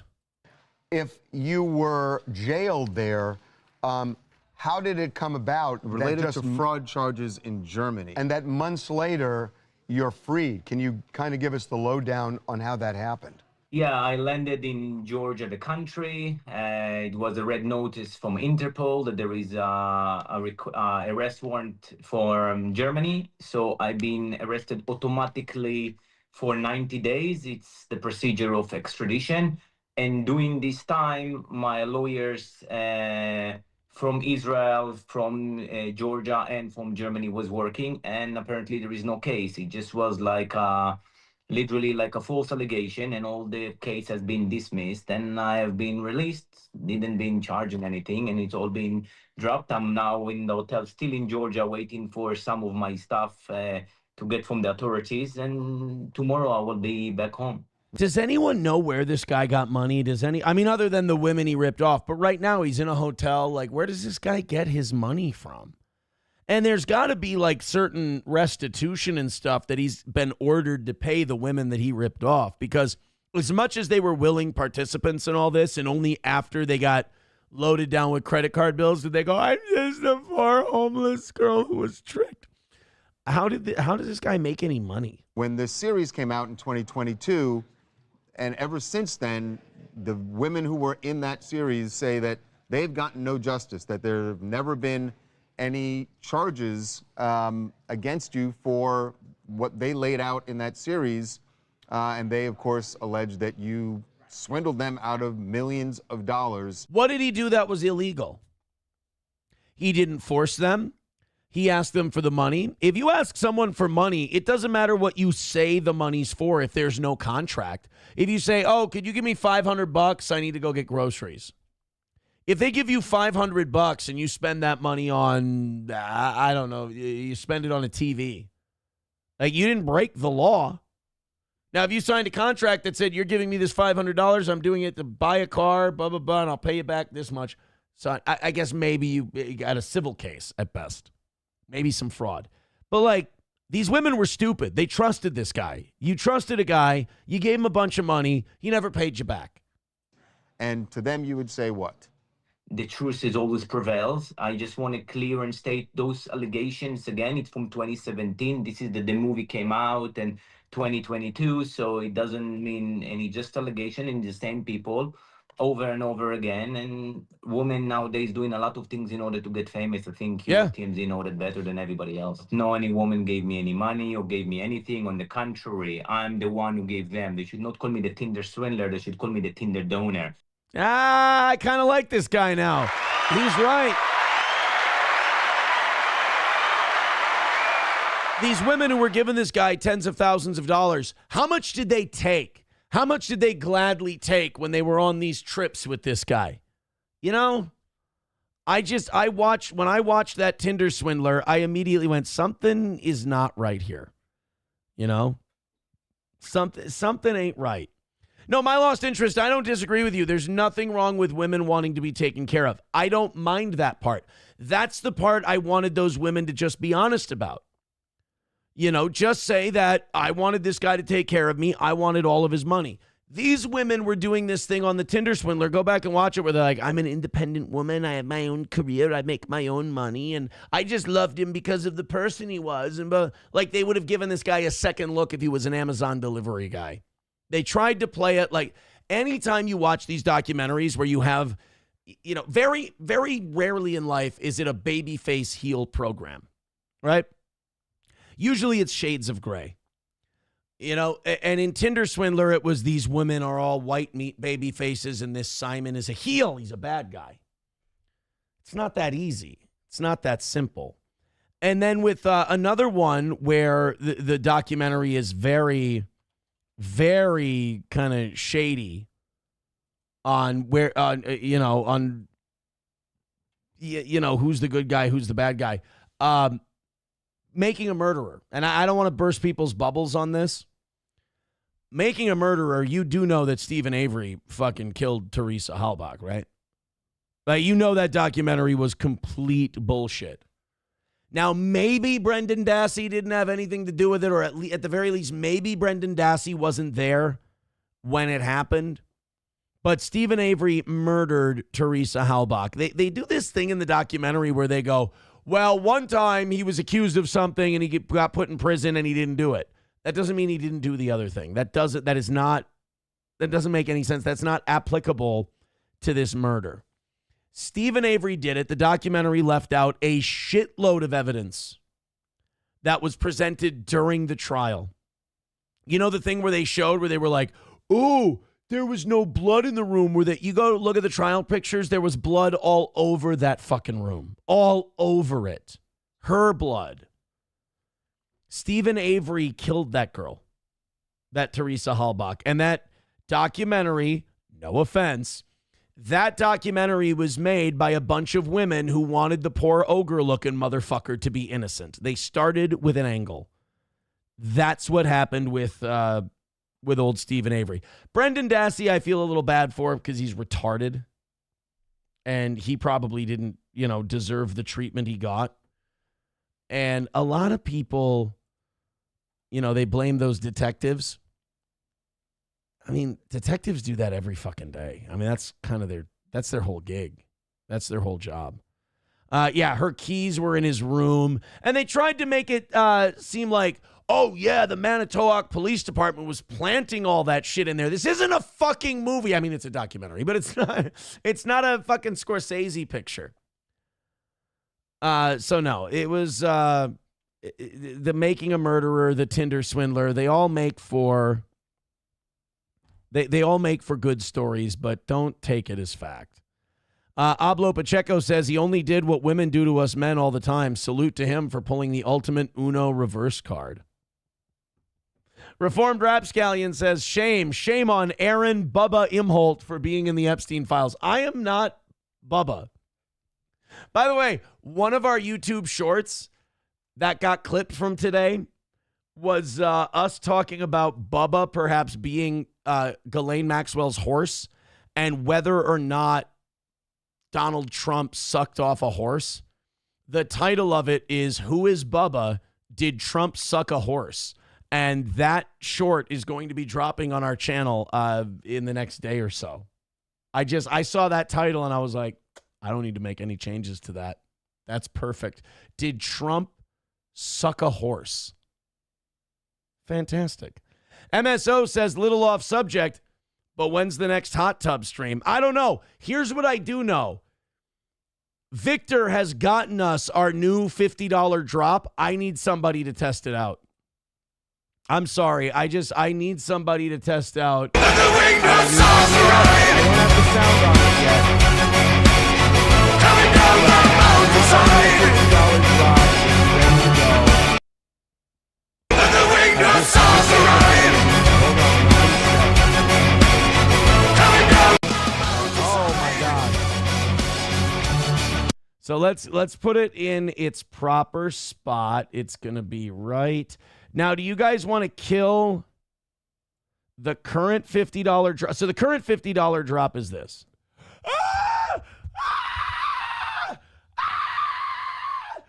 Yeah, why would you call him gay? Oh my God!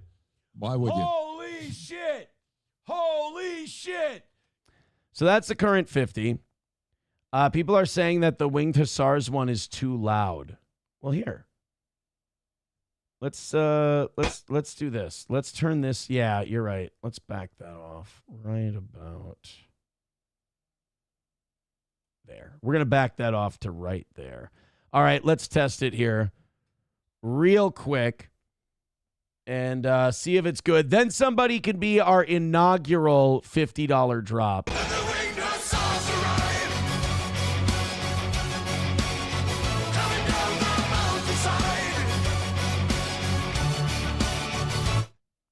All right, I like that one. So that's going to be the 50. People want to keep Karmic for 20. Want to fuck? Let's fuck! Now, some people were saying we should get rid of Alex Jones for the $10. I would rather get rid of the me screaming one and keep Alex at $10. Well, it's up to you guys. You know what we need you to do? We need you to test out all those drops anyway, because we're trying a new approach to things last night, this morning, and tonight. And it was working a lot better last night than it's working tonight. So that's all I'll say. And let's test those out. Let's see what we can do. Did you guys know ice cream is racist?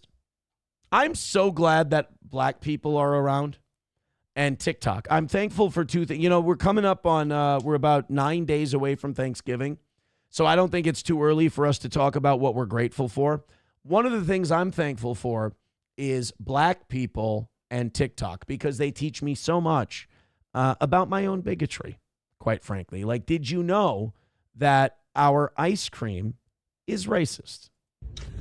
Okay, so I've been seeing this all my life, right? The Great Divide. Y'all even got the big one. The Great Divide. Okay, y'all don't think this y'all don't think it's racist? Cause how do y'all got the brown side, the vanilla side? The word divide. Yeah, but in fairness, the black side has the word great on it.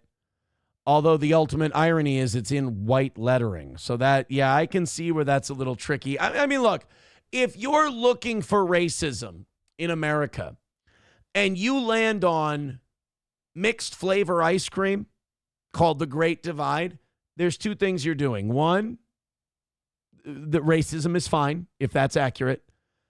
Number two,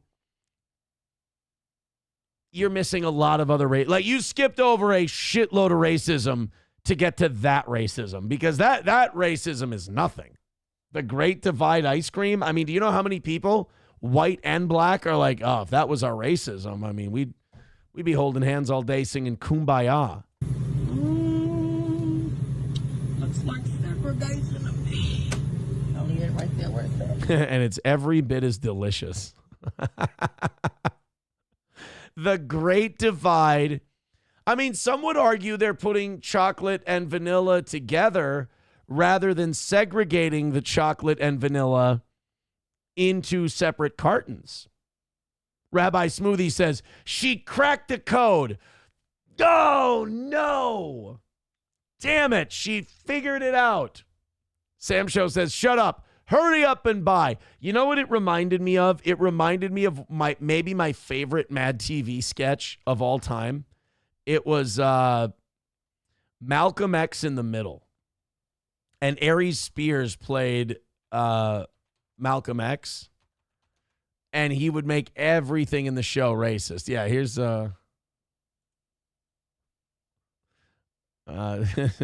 so they had Malcolm in the Middle, obviously Bryan Cranston, Frankie Muniz, whatever.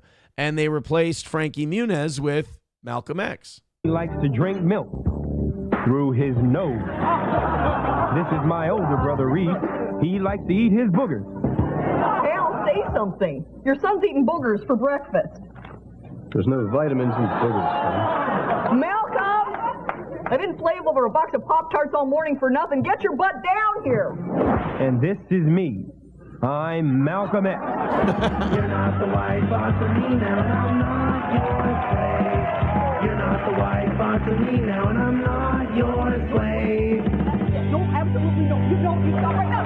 I love that, like, Malcolm X now in pop culture is not Malcolm X. He's just Denzel Washington's portrayal of Malcolm X. Like, it's, you know, you did a good impression of something when all of pop culture just does your impression of that impression. Like, everybody who does Walken is doing Kevin Pollak doing Walken.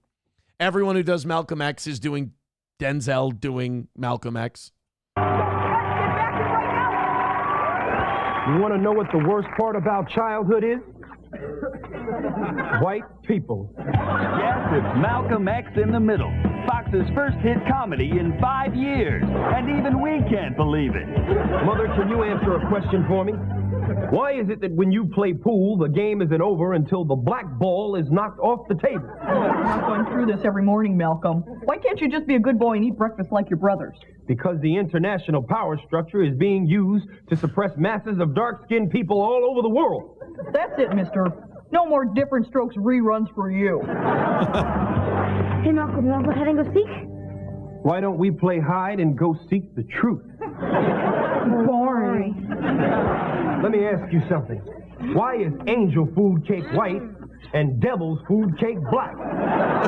Think about it. See the show then. See, like, that's when I saw her doing, when I saw that woman going through the ice cream aisle and being like, the great divide, and they got chocolate on this side, and they got vanilla over on this side. I had to think of Malcolm X in the Middle.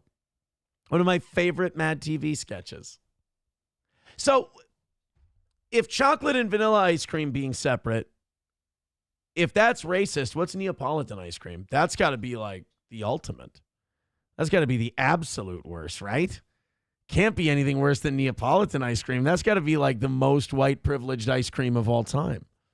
What's this one, Sam Show?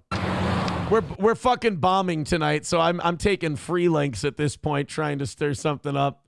My new approach that I thought was really crushing it the last two shows is I think it might be dying, but I'm gonna stick with it tonight. We're gonna see.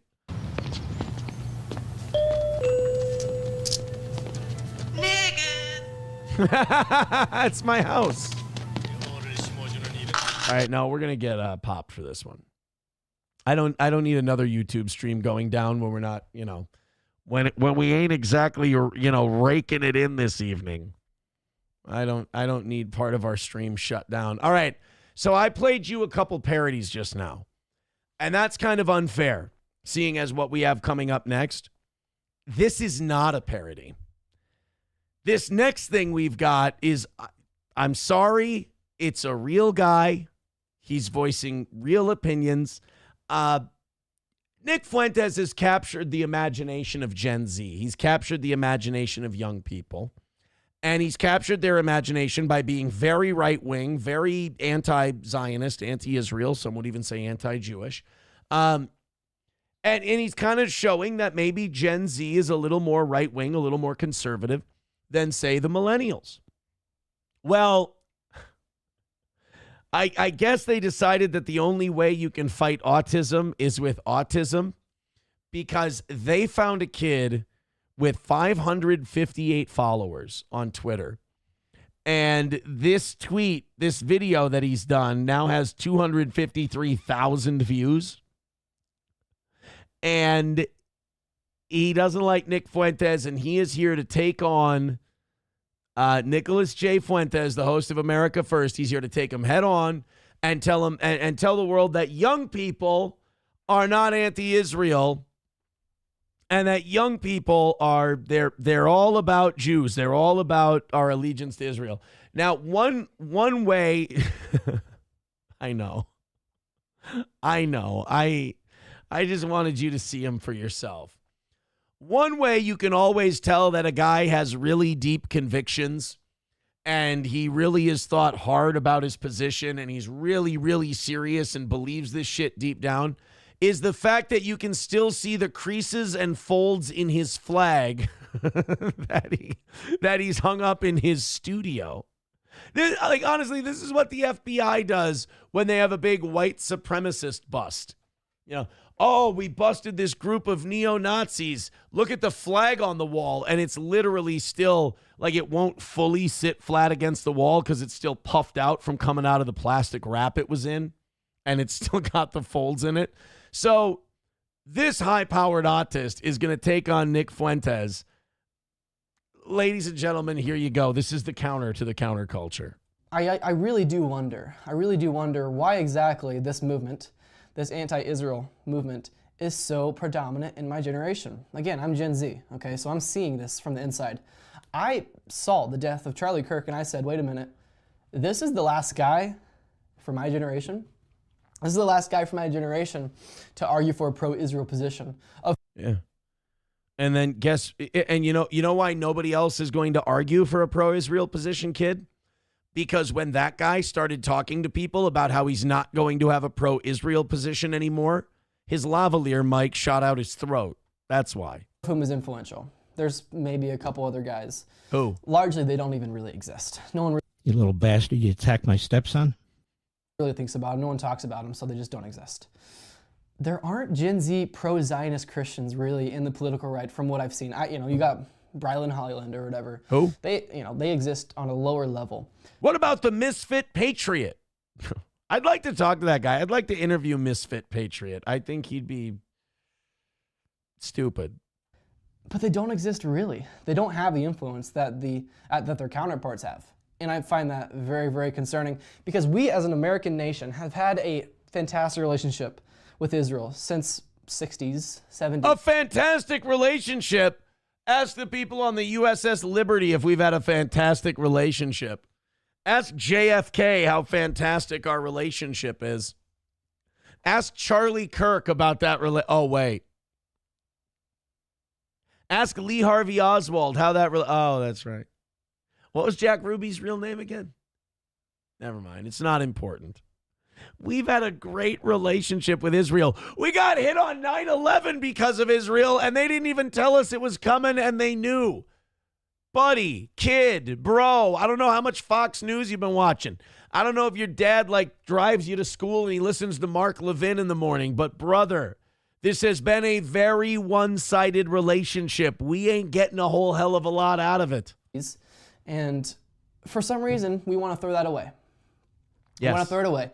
And the sacrifice for it is, we're America first. So naturally, we have to become isolationist and lose our connection with these nations because we don't want them interfering with our nation. Ew, it's so gross to watch 20-year-old kids talk like 60-year-old guys who live in Washington, D.C. and play the game for a living. It's so disgusting. He's like, well, we're going to become America first. So basically what you're saying is you want to be an isolationist? No, I didn't know it was isolationist to say that I don't want to give a country $4 billion a year minimum to bomb the shit out of people they're occupying. I didn't know that was isolationist. Hey, I don't want to have military bases every third country in the world that our country spends billions of dollars a year on each one of them.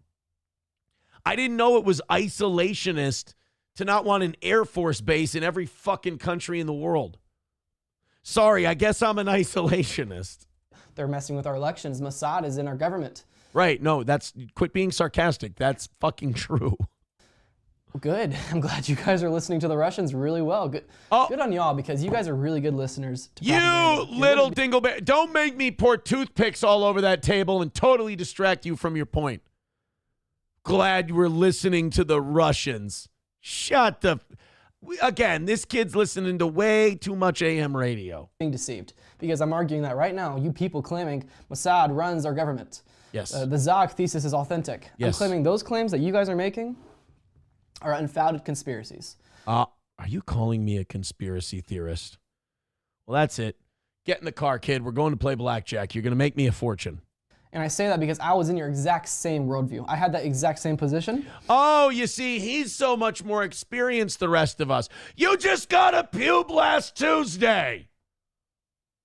I used to have that experience, so I understand all you big dum-dums who have been experiencing things and watching this shit unfold in real time. I had my bar mitzvah 2 weeks ago, and, I really have been doing some thinking about my geopolitical ideas. You twat. And my goodness, it was so untrue.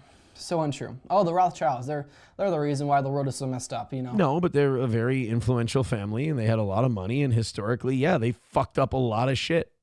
They're the people who is responsible for all the horrible things in our world. It's because of the Rothschilds and the banking families, the 13 families. Yeah, I mean, you're fucking crushing it, kid. Good job. Yeah. I mean, kid, I don't want to disagree with you or anything, but I would say banking is mildly important. No, you guys just build a scapegoat, as humanity has since the foundation of the world. And their scapegoat has been efficiently for them, the Jews. I'm sorry, but every time, it can't always be a conspiracy. That's all I'm saying, kid. It can't always be that we're all crazy conspiracy theorists. Every time it happens, like even Mark Levin goes, the Babylonians tried to kill the Jews. The Romans tried to kill the Jews. The Persians tried to kill the Jews. The Germans tried to kill the Jews. The Palestinians are trying to kill the Jews. The Egyptians are trying. It can't all be that they all woke up one day and went, you know what? I'm bored. Let's hate some Jews. That can't be it. It can't be that all of a sudden we woke up one day and said, you know what? Fuck them. I know I've got a life to live and I've got things to do, but I'm going to put that all on the back burner to hate these guys. I hate it when guys like this or kids like this, they use it as their justification. They're like, everybody all the time, everywhere throughout history has hated the Jews. It's like, well, do we ever do any, introspection and find out why? Oh, how dare you? You're an anti-Semite. No, I just want to. I mean, it's okay to ask why Muslims hate us enough to crash planes into our towers. They don't say you're Islamophobic for saying, oh, I'd like to figure out why they hate us. It's not anti-white or anti-American for Muslims to go, well, here's our list of grievances. That's okay. They're easy to organize. They're easy to identify. What do you do? Why are they? Well, hold on, kid. Hold on. Why are they easy to identify? I got to interview this guy. You assimilate against, or at least because they don't assimilate, you are aggressive towards them. And so we got to kick them out. We got to initiate pogroms. We got to have their synagogues burned down. This is humanity has had this problem consistently. And the Christian church does not get an excuse in this. They're in the exact same boat. Kid, you're saying the quiet part out loud. What the fuck? So people are spreading that around today, and it's kind of gone viral, and they're just kind of making fun of him because he's trying to be. Oh, God, the first comment is, I can see you squirming in your chair so often because you have one of Rabbi Shmuley's products inserted inside of your asshole. Does Rabbi Shmuley sell butt plugs? That's godly. That's nice. But this kid's like, oh, yeah, why don't we kick them all out? Why don't we burn down their synagogues? I'm like, Jesus, dude, nobody's saying that. But, I mean, where are you hearing this? Nice flag, though. Run an iron through it. That's all I'm saying. Run an iron through it. Aaron's grown up a lot over the last 8 years. That wasn't me. That wasn't me. MSO says, Aaron, stop waving your arms. Fat hanging down is scaring my dog. How dare you? Fucking not making it. We're not making anything tonight. I could have taken tonight. I'm trying this new thing where we don't mention the thing, and it's worked for 2 shows, and now it's not working. I mean, I'll take this on like last night where Crunchy's crushing it, everybody's throwing in 20s, and everything's going great. But on a night where we've made $30, and I'm not allowed to mention the thing because I want to do an experiment. No, you don't get to write that shit on a night like tonight. Jesus, titty fucking Christ. This is bad. See, the whole point of me doing it this way is so I don't have to get all distracted in the last half hour of the show. But, And we just got a new $50 drop in, and it doesn't look like we're going to be using it tonight. MSO says, come on, you got this. No, I'm getting like bummed. I am. I'm trying not to, because then that's kind of in a way mentioning it. But I'm ready to admit defeat and start. I actually am. I'm ready to admit defeat and start begging pretty much, because now I'm just like, the thing I hate about the like coming up short on the evening show is, number one, it doesn't happen very often. And number two, when it does, I'm like, fuck, like I've interrupted my evening. Like I could have been doing other things. So that's always a bummer. Thank you to OG Anonymous Fake Dono, says my ice cream is racist and it's also delicious. Thank you for the $10. I appreciate it. Give him a 10.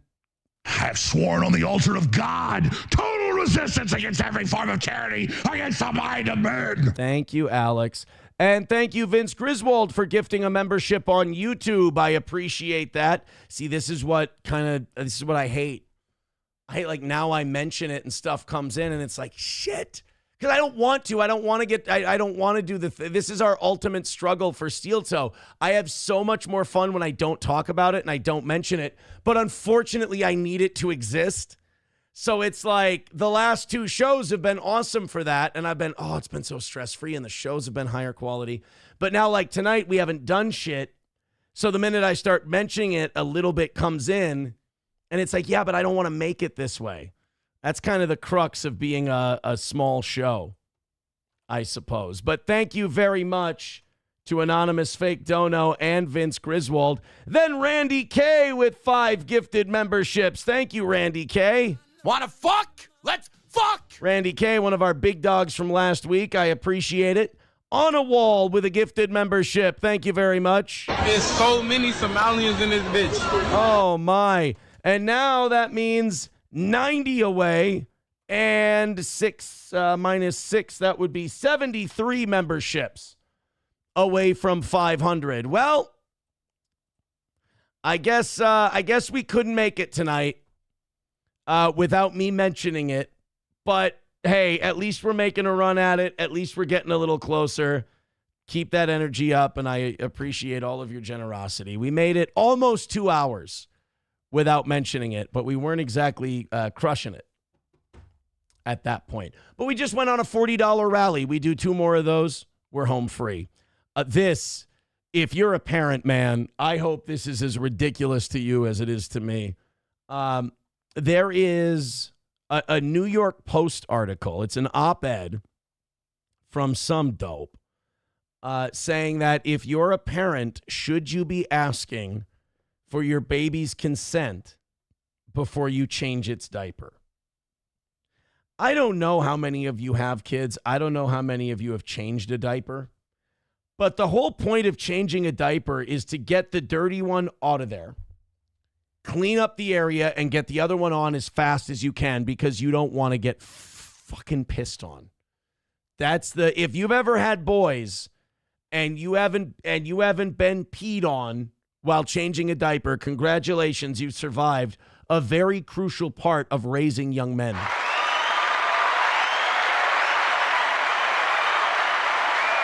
I remember the first time my wife at the time came to me and said, your son peed on my face. And it was one of the most disgusting sentences I've ever heard in my life. But at the same time, it's hilarious that he did that. But at the same time, you're now looking at the person you're married to and had children with, and you're like, you just got your face pissed on. Like, ugh, take a shower, clean yourself. You're disgusting. They do that. They pee on you.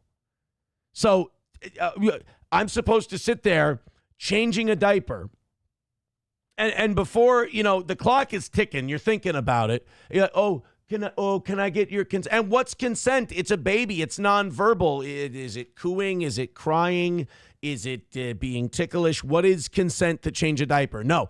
Take the fucking diaper. First of all, if it's a shitty diaper, like a blowout shitty diaper, you're about to gag and vomit all over your house. So you're trying roll that son of a bitch up. Take it outside. throw it in a fucking hazmat bag and put it in the outside trash. Get this fucking thing out of here. And you hope that the big blowout diapers are in the wintertime so the fucking thing freezes outside. You don't want that bad boy simmering in the sun. So no, I'm sorry. I'm guessing this article was either written by a childless person or some new age retard who doesn't mind piss and shit all over the place. No, we're not asking for consent. There's so many Somalians in this bitch. I mean, that's a fair point too. But we're not going to be asking for consent before we change the baby diaper. What's the name? Who wrote this? Drenched diapers are no longer messes that need to be ripped off a baby's bottom post-haste, according to new advice by early childhood development researchers in Australia. What? Yes, it does. If you have pee-pee pants or pee-pee diapers or pee-pee anything, if you got pee-pee poo-poo in anything, you get that thing off as fast as you can and get something clean on there. It's not good. I don't know what expert said this, but you don't let piss and shit fester. It's not a good idea. Instead, the experts encourage moms and dads to request an infant's consent before changing the diaper. At the start of a diaper change, ensure your child knows what is happening. I got bad news. It's not going to. A 2-year-old has the IQ of a dog. A dog has the IQ of a 2-year-old. Researchers from Deakin University wrote in a November 2025 guide, quote, "Get down to their level and say, you need a diaper change, and then pause so they can take this in."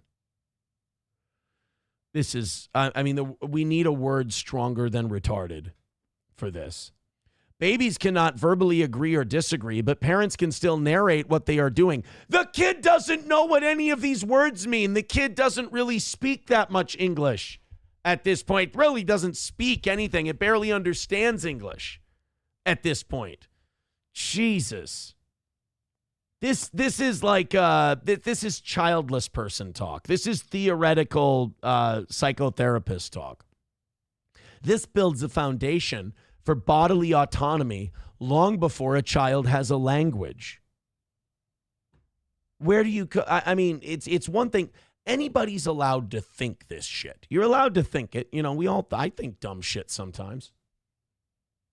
I thought today, I was like, if I put cheese on 2 sausage patties, could I make like a weird cheeseburger thing with bread and then put some weird garlic aioli sauce on it? Now, don't get me wrong. I did it and I tried it and it wasn't terrible. The garlic mixed with the sauce wasn't the best, but we can all think dumb shit.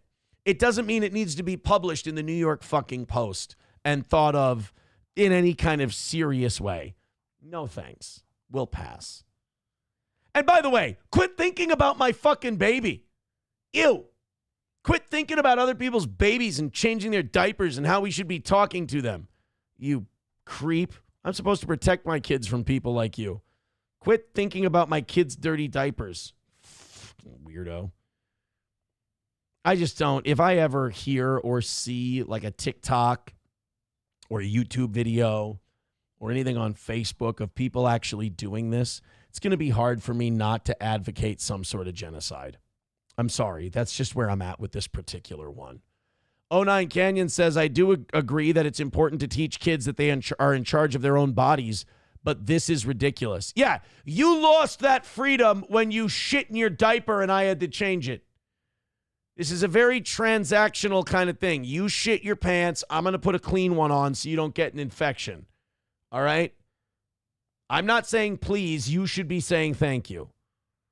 My Lost Interest says, then when you remove the diaper, you should announce, you stinky bastard, what the fuck did you do? Right. That's what we should do. Shame the child. That's fair. Shame the young one when you change their diapers. I like that way better.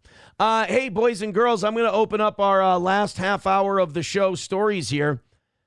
Do me a really big favor. Hit like, hit subscribe, and hit follow. And if you've been having fun tonight and this 2 hours has gone by relatively fast, consider clicking that PayPal or that Streamlabs or that Venmo link. Consider gifting a membership on Rumble because we're making a concerted effort this week to get to 500.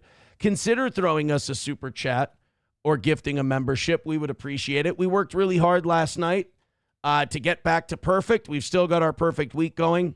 I'd like to keep it that way. So please and thank you. I'll admit the experiment didn't work tonight. We were, around 10 minutes ago, we were 130 out. Like, it was not going well. So the experiment did fail. I am going to continue the experiment again tomorrow morning, but I'm also not going to make it a suicide pact. The goal still needs to be hit. My position is the less we have to mention it, the higher the quality of the show. That's my opinion. So there's plenty of you in here to just go ahead and gift one, and we'll do it together. This is, a lot of people, can only be professional for a certain amount of time. And the second they don't have to be professional anymore, they can kind of fly off the handle. This one is in outstate Minnesota. This is Morrison County. And if you live where we live, where the vast majority of the audience comes from, Morrison County, like where you live, everyone's got that town or that county where you're like, oh, that's the one we all get to laugh at. In this county, it's Morrison. It's kind of methy. It's kind of boring. It's kind of dank. Well, a Minnesota state trooper remains on leave as he faces criminal charges over accusations that he essayed a fellow state trooper during an annual training at Camp Ripley. This is fifth-degree criminal sexual conduct in connection with the incident. It was groping. So essentially what happened was they were going through this training at Camp Ripley, making sure law enforcement's smooth and the troopers are doing a good job. They get to a bar, they're out of their training, they're done with the training for the day, they're going to cut loose, and this motherfucker couldn't help himself. He just started groping. His name's Jacob Nathaniel Christofferson. According to a criminal complaint, the victim and Christofferson were among a cohort of state troopers attending an annual use of force instructor recertification. The victim said this was her fourth year going through the training with Christofferson, and it was common for state troopers to go out for dinner and drinks at the end of the day, and I'm sure cops can drink. The night of August 6th, the victim was sitting by a fire pit outside the bar on the grounds of Camp Ripley when Christofferson emerged from the bar with a pitcher. He appeared to be drunk and was spilling the pitcher as he walked to the fire pit. Oh, boy. Christofferson sat down next to the victim on the bench, put his arm around her. The victim, who was not drinking, recalled Christofferson getting very close to her and asking if she wanted to go back to his room, winking at her. Now, you don't want to go back to that guy's room. There's a good chance that what's going on down there ain't working if he can't even walk a pitcher to a patio table. The victim told investigators that Christofferson's behavior was out of left field. She assumed he was gay, and that she thought of their relationship as like a brother and sister. Oh, somebody drunkenly misread the friend zone. That's a tough one. It's okay, man. We've all been there. But what we don't do in that situation is we don't get gropey in that situation. We don't get gropey and Anthony when we're hammered with our coworkers. Also, if you're going to do anything with a coworker, you got to be sure, man, because if you're not only is it embarrassing, but that can land you in a lot of work trouble. The situation then escalated when Christofferson allegedly grabbed the victim's breast while his arm was, he did the creepy arm around honka. You fucking amateur. Another trooper saw this and went to get Christofferson off the bench and back to his lodging. The victim volunteered to help escort him. No. You see, this is where the fucked up shit happens. You stay away now. He grabbed your tit. He's a weirdo. He's a creep. We're going to take him back. Christofferson bear hugged the victim from behind and squeezed both of her breasts. Oh, buddy. You're 30. You're not supposed to be that out of pocket anymore. Charging documents add that the victim felt pretty freaked out by the ordeal and that she feared Christofferson would have escalated further if the third trooper had not been present. At this time, he remains on leave. Due to the open criminal investigation, they are unable to comment at the department at this time. His first court appearance is December 1st. I mean, it goes without saying, but you can't just go fucking groping people.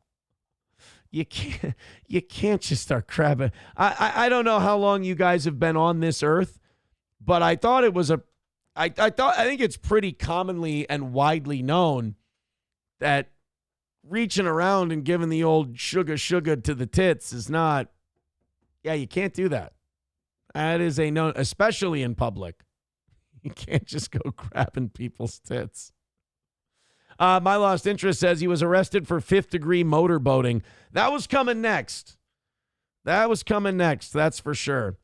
Tim Finman says, dude was blasted. Is it bad that I can see, like, this whole situation, the way they describe it in the story? Like, I can see him walking all shit-faced out to the patio, and the fucking pitcher, he's not even considering it. It's just splashing over the top. You can hear it hitting the cement blocks. MSO says, nobody's saying you can't reach out and grab some tits. We're not saying you can't drink. We're just saying you can't grab your coworker's tits while you're wasted. In town. I'd fucked that one. Nobody's saying you can't own a gun. Nobody's even saying you can't carry a gun. All we're saying is you can't carry a gun in town. I mean, you're going to seriously need some help. Like, I mean, if you got somebody, who's drunk, those drunk guys, they don't let you go. Those drunk guys, they don't stop. They don't think they're doing anything wrong. They think they're being charming. They think they're being clever. I mean, sometimes, between you and me, sometimes you need something stronger than just a third person to come in and save the day. Sometimes you need something a little more aggressive than just a third trooper to come in and, help you out. Sometimes you need, superheroes, basically.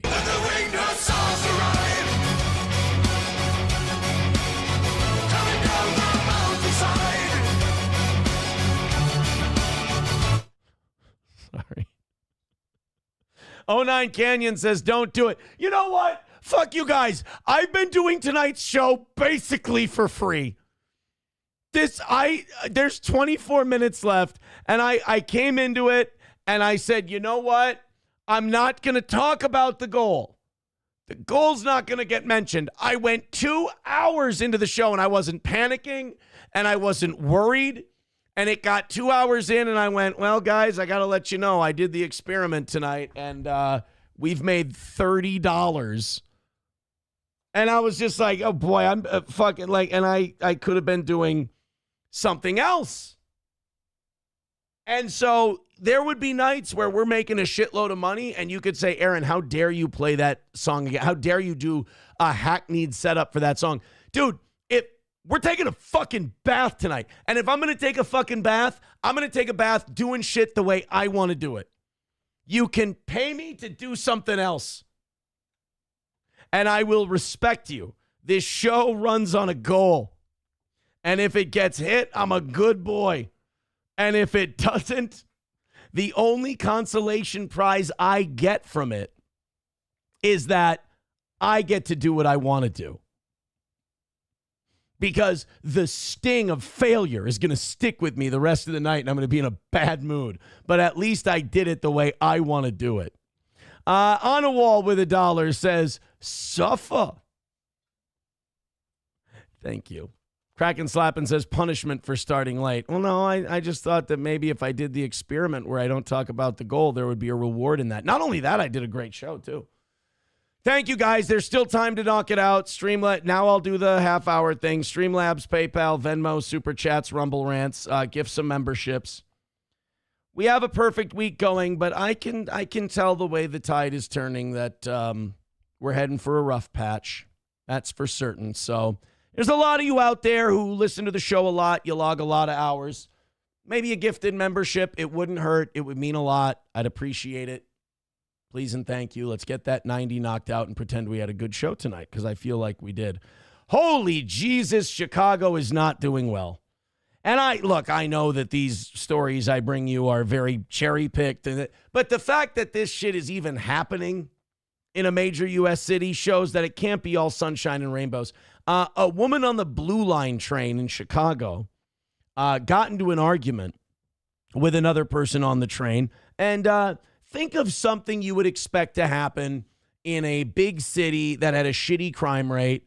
Two people get into an argument. Now, people get into arguments all the time. But what would be like a big city crime thing to have happen to two people getting into an argument? What would you say is an immature way to handle that problem? All right. Do you have your guess? Now let's go to the story. How to power your whole home and cut you. $90 off your bill. Since when did TMZ start playing videos that had ads in them? And you know what I hate about these fucking ads? They present themselves as YouTube videos, right? Well, I have YouTube Premium. I don't have ads. So this is an embedded ad of some sort.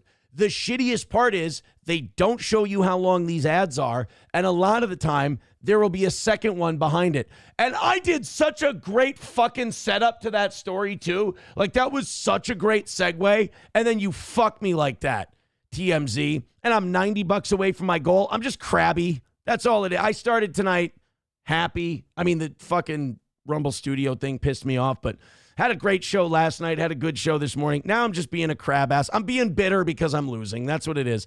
I'm being a sore loser. And I'm rambling now because this fucking ad won't stop. We're $90 away from the cocksucking goal, and I just want this goddamn 20 minutes to be over with so I can at least maybe have a chance at getting laid.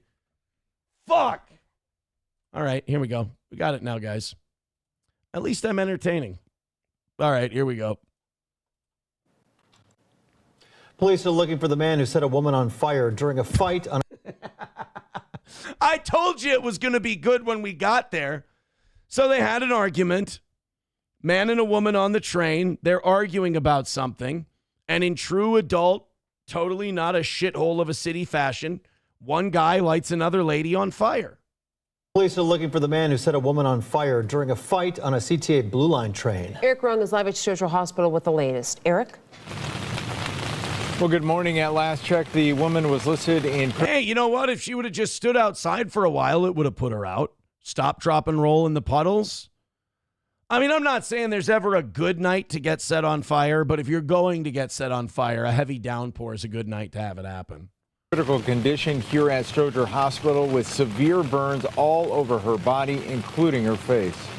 Just seen her lying on the ground, and she was kind of hyperventilating, in a lot of pain. She was really... Well, whoa, judgy much? Let's set you ablaze and see how well you handle it. She was hyperventilating on the ground. She seemed to be in a lot of pain. I mean, I'll be honest with you guys. It was pretty fucking embarrassing. Like, what? Like, come on. She's on fire. You're allowed to be a little dramatic. You could tell she was really in bad shape.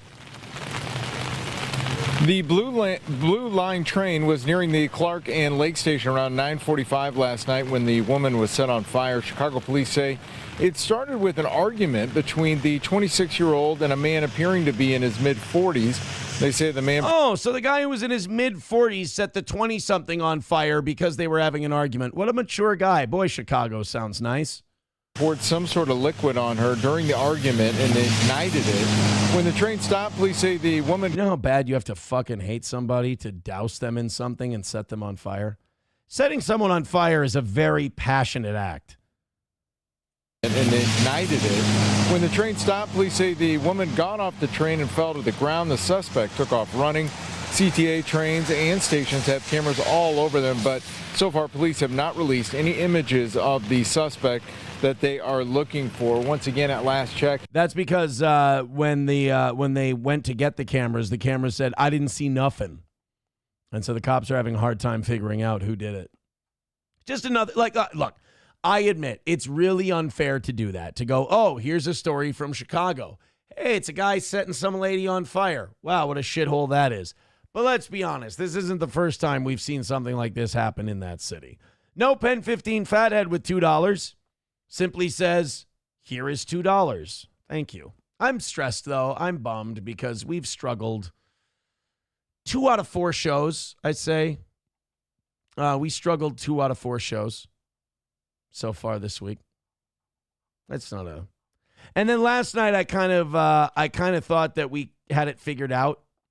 You know, we did the no mention thing. Then this morning, we did the no mention thing, and that was pretty solid. Now tonight, we even started like $40 ahead. 85 away from tonight. Thank you for the gifted membership, Historically White. I do appreciate that. That's great. I need all of you to do that, quite frankly, so we can hit that number. 85 away. Shit show with 199 says the toe is dead, dude. I mean, we're still having perfect weeks every week, and you're still here. So the toe is definitely not dead. Also, you've been saying that for 2 years, and I'm still here, and I'm still making all of you guys look silly. So... hey, what's more dead? The guy still doing the show and making it, or the people still just hopelessly hanging on to the rope in my wake? I just got to ask you. Guys, let's show shit show that the toe is not dead. $85, 15 minutes, fucking giver. Let's go. Show shit show that we ain't dead and we still got this shit. Are we going to have to do it begging? Yeah, we're going to have to do it begging, but at least it'll get done. I don't like this the toe is dead horse shit. Prove them the fuck wrong right now. The toe is fucking crushing it, my friend. Crushing it. Shano says Zed's dead. Zed's dead, baby. Zed's dead. Yeah, 9/11 Swim says rally caps on. I don't want to see any more fucking free chats. I don't want to see any more of them. Fuck shit show. We're going to use him as the fucking scapegoat here. Throw in a bunch of fucking money. That's right. That's what I do it for. I'm doing a heel turn. I do it for the fucking money. $85 away. No more freebies. Fucking roll it in. Otherwise, shit show's right and the toe is dead. Fuck it, throw in 40 if you're going to throw in 5. Let's do the damn thing. The toe is dead. Trigger the shit out of me, will ya? I'm going to use it to make all of our money. Let's go. We ain't failing tonight. Fuck that. I want to do like a karmic kind of a thing. That feels good. Sometimes. See, now I don't give a shit about that story. Oh, here we go. Here's another violent murderer story. How about that? Let's do a little true crime. Let's get white girl on a bitch and you guys give me money and that's our relationship. You give me money, I'll keep talking about black people murdering people and we can get ourselves a win. No Pen with $2 says the toe is alive and well. No Pen with another $2 says the toe is on fire. Hey! Like a Chicago woman on a train. Put some zeros behind those No Pen, and then we won't have to fucking worry about it. Streamlabs, PayPal, Venmo, Super Chats, Rumble Rants. Fucking get after it. All right, this black guy killed some people. Freed with no lawyer in sight, back in court weeks later, accused of stabbing someone he knew to death. Oopsies. This is happening a little too much nowadays, where the justice system has decided that it's really too bad that these black people sit in jail for so long. And to an extent, I agree. But the people they decide to let go is kind of baffling. It's not like, oh, this guy was breaking into neighborhood cars and like, stealing gift cards and shit. No, it's like, hey, this guy's accused of setting a lady on fire on the train. Okay, maybe that's a guy we could keep locked away for a little bit, or at least until he makes bail. It's not the fact that we're saying there's a lot of people rotting in jail who maybe deserve to be out. It's the people we choose to let out that I think is the problem. I think this is, in fact, the worst possible outcome. That guy's neck is going to look like mine. That's what my neck's going to look like if I don't do something. Javon Robinson mouthed messages to someone as he faced a judge for 2 cases. Oh, he said, I love you. That's sweet. Run, bitch. Run for your life. Cases out of Dorchester District Court Monday. The defendant is seen on video tossing a knife into a sewer after another party stabbed an individual outside of a Dunkin' Donuts. So he threw a knife into a sewer after another guy stabbed somebody outside of Dunkin' Donuts. I'm going to say, I don't want to judge this story before I hear it. I don't think it's ever worth stabbing another human being out. Whatever's happening outside of that Dunkin' Donuts, it's definitely not worth stabbing a guy over. The first involves a dangerous weapon connected to a stabbing in August, but those charges were dropped nearly a month ago because the court couldn't get him a lawyer in time. Then those charges can't go to trial without the lawyer and would be dismissed. That's exactly what happened with... I love this guy. He's fucking gangster leaning and mean mugging at people and mouthing "I love you" at people through the glass. Meanwhile, he's accused of fucking murdering a guy. And they let him out once already on another charge. They're like, well, he's just the knife hiding guy. There's no way he's going to be the knifing guy. Well, he became the knifing guy. Lawyer in time. Then those charges can't go to trial without the lawyer and would be dismissed. That's exactly what happened with Robinson, who's now accused of stabbing a man to death Saturday in Mattapan. So, if you didn't catch that, he hid the knife, got arrested for that. They didn't have a lawyer for him. Because in Boston, they're so backed up on these cases, they don't have a public defender for this dude, so they had to cut him loose because the case can't proceed if he doesn't have representation. So he gets out, and he goes from knife hider to hiding a knife in a guy's stomach and killing him. Officers arrived and they found a victim with a stab wound to the neck. Detectives learned that the victim and the defendant were known to be... By the way, that's like a black people trademark even during COVID. For some reason, black people didn't understand that if the mask doesn't go over the nose, it's kind of pointless. But it's too late now. Just let him do it. Each other, and that there were multiple other parties present. He's trying to mouth shit. Defenders stopped taking cases earlier this year in a fight for better pay. The Oh. legislature raised rates from $65 to $75 an hour, but lawyers wanted $100, and now cases are piling up. I think this tragedy lies at the feet of those that have the power into Beacon Hill. I do not take issue with that criticism. I think we need to go back to the drawing boards and find a fair and effective way to deal with this situation. I mean, $100 an hour for a public defender to deal with the scum of the earth is not unreasonable. I think $100 an hour is, I really don't think that's the worst. I don't. Especially if it's going to prevent people from getting out so they can murder people. Rabbi Smoothie with $2. Yeah. That's the breaks. Thank you, guys. $80 away from tonight. Oh, the worst part is when you try to do the experiment, though. That's the shittiest part. When you're like, I'm not even going to talk about it. And then you don't talk about it and all your worst fears come true. You're like, yeah, if I tried to do this show without asking, I'd fucking go broke and we'd be done. But I love doing the show, so I guess I'll ask. Guys, we have 8 minutes left. Shit Show's watching. Shit Show thinks the toe is dead. It's really hard for me to tell the guy it's not dead when we're $80 away. And we haven't even made $100 tonight. And we started at 160. Especially when we fucking we missed on Monday. We clawed our way back. We got that back. We got back to perfect. We barely won this morning. That was a slog. So really, we've had one good day. Well, not even one good day. We've had a good night. That's it. Guys, take pity on the toe. Hit that 80. Fucking hell. I got Shit Show in here telling me my show is dead. I mean, I don't need Shit Show saying it. I got a little voice in the back of my head that's been saying it to me for the last 5 years. Yeah, you begged did you beg your audience for enough money to just break even tonight? Good job, faggot. That's my voice. So that's why I can't take the shit shows of the world too seriously. There's nothing they can say about me that's meaner than what I say about me. Oh, look at that. Hey, you guys are going to hate this one. They're just going to think this is me. They're just going to think this one is me. Thank you to Steven for $80. Guys, he rescued us at the last minute. You know what that means? You know what he did?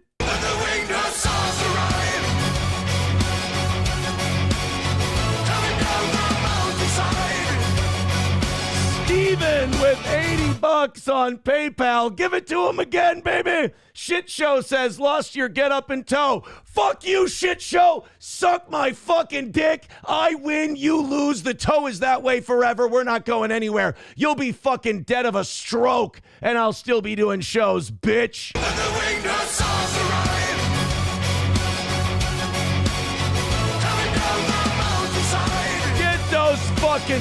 Get those faggoty fucking goals off my screen. They're gone. No more goals. And get Steven's black ass in the top 5. Where's he going? Right ahead of Red Fox Mad, who rules, by the way. We love Red Fox Mad. Get Steven in there with his $80, and it's still a perfect week for the toe. You can't cuck the toe. We own you all. Suck my fucking dick. We win, you lose again. By the way, we're sorry to Walter, who's now going to be out of Central Booking. That's really too bad with his $50. He's a good man. Gray Duckling hanging in there at 56.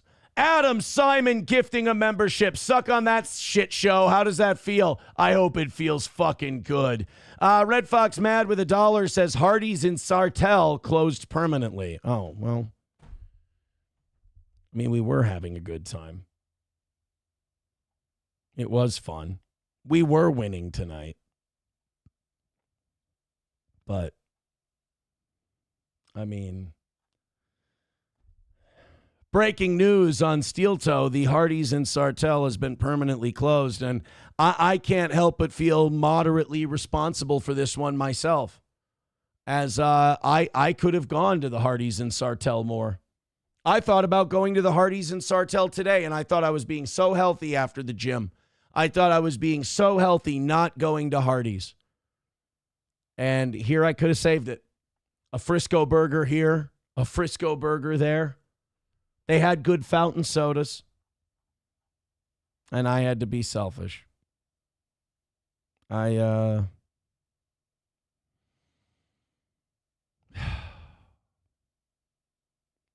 It really is to have the emotion of not making any money tonight, to having the goal knocked out by Steven, and then finding out that Hardee's in Sartell is permanently closed. Like, look, I'm excited that we can go back to trying this experiment again tomorrow until it fails. I'm excited to do that. I'm happy to do the show tomorrow. I'm really pumped about it. But hitting the goal, and that Red Fox Mad, I'm just saying, you probably could have hit me with this earlier in the show, you know, when we were already down and feeling bad. The energy level comes up. We're happy. The Winged Hussars arrive.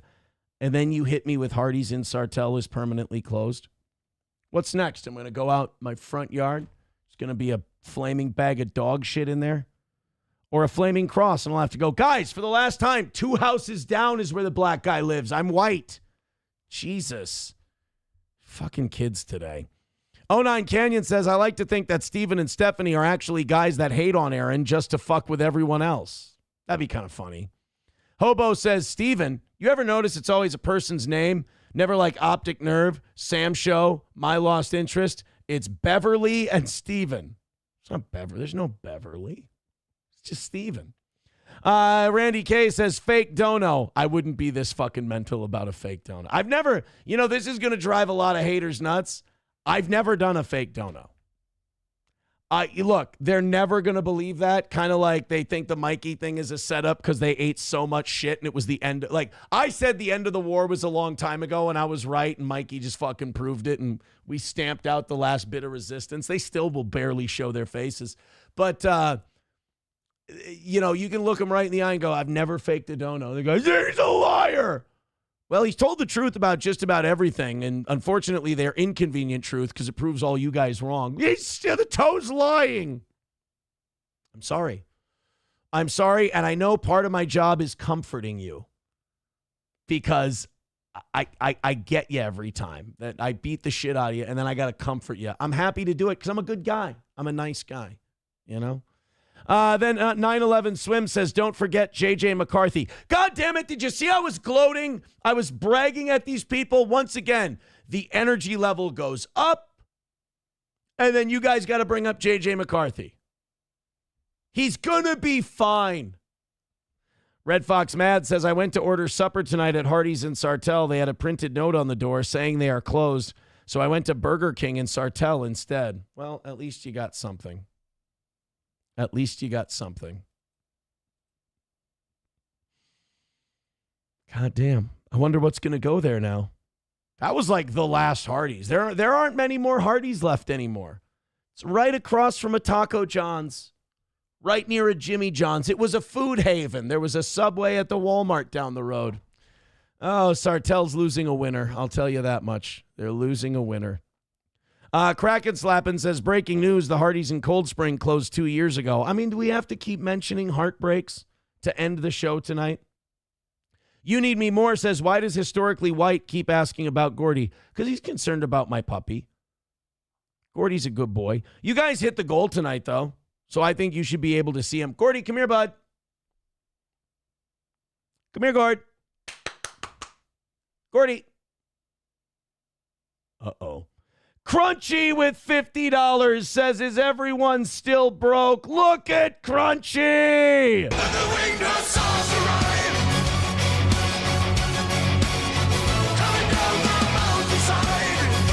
Now, hey, look at this. Look at this. Now you guys are starting ahead for tomorrow night. Don't fuck it up, baby. Thank you, Crunchy. Appreciate it. See, they were just a little late. That's all it was today. They were just a little late, but the winged hussars arrived, and the toe is still kicking ass like it was fucking 2019. All right, maybe not that hard, admittedly. Maybe not that hard. Thank you very much, Crunchy. That's a good way to end it. Okay, first of all, where's Gordy? Gordy, come here, bud. Gordy, come here, buddy. Come here, Gord. Gordy, you want a treat? Come on. Oh, there you are. Now I got to give him a treat, though. Come here, buddy. Come here. He hates being on camera so much. There you go. There you go, Bowie. You're mad that you don't have a treat. But you want a treat, don't you? Oh, you do want a treat. You're such a good boy. Oh, you're such a good boy. Oh, you smell like shit. Oh, you just had a bath not too long ago. You need a bath, bud. What were you rolling in? You smell like rank ass, buddy. Oh, God. Where's that coming from? Oh, that's your ears. Oh, fuck, dude. Your ears are rotten. You're a good boy, though. You're such a good boy. I'm sorry. I'm sorry I said that about your ears. You're such a good boy. Oh, you're such a good Gordy pup. I'm sorry that I said your ears smell like diarrhea, but they do. Your ears smell like diarrhea, bud, and you've been pissing on your feet again. Yeah. You've been pissing on your feet, haven't you, Gordy? Have you been peeing on your feet? Have you been peeing on your feet? Oh, are you a good boy? You hate me. You know what? I think it's the light. I don't think he likes the light at all. And I don't think he likes that I talk loud when headphones are on. Oh, yeah. Well, you're such a good boy. And I think he's pissed that he doesn't have a treat right now. He thought he was getting a treat. I'll go upstairs. We'll get him a treat. Right? Should we get you a treat upstairs? You want to say goodbye to everybody? Oh, that was a big yawn. You want to say goodbye to everybody? Goodbye, everybody. I hope you all get the herpes in your asshole. Oh, that's not very nice. Why don't you want me to give you kisses? Do you give kisses? Oh, yes, you do. All right, let's go get you a treat. Let's go get you a treat. I'm going. I got to say thank you to a few people, Gordy, because they were very nice to me tonight after I shouted a lot. I think they liked the shouting, bud. Thank you to Abletitions for gifting a membership. That's quite kind. Quite kind. Crunchy with another $20. Thank you, Crunchy. Wanna fuck? Let's fuck! There we go. Randy K, who's now at $30 for this week. Thank you, Randy. Crunchy with $20 says, is Sartell Hardee's closing? Because that's my favorite Saturday breakfast. Yes, it is closing.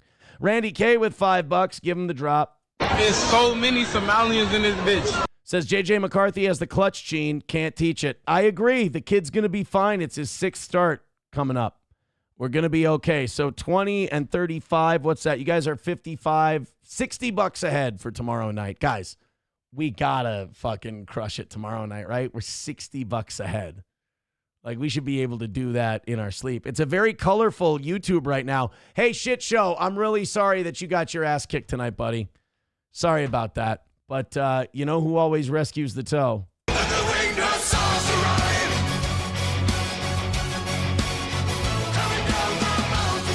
Take it easy, everybody. Have a good night.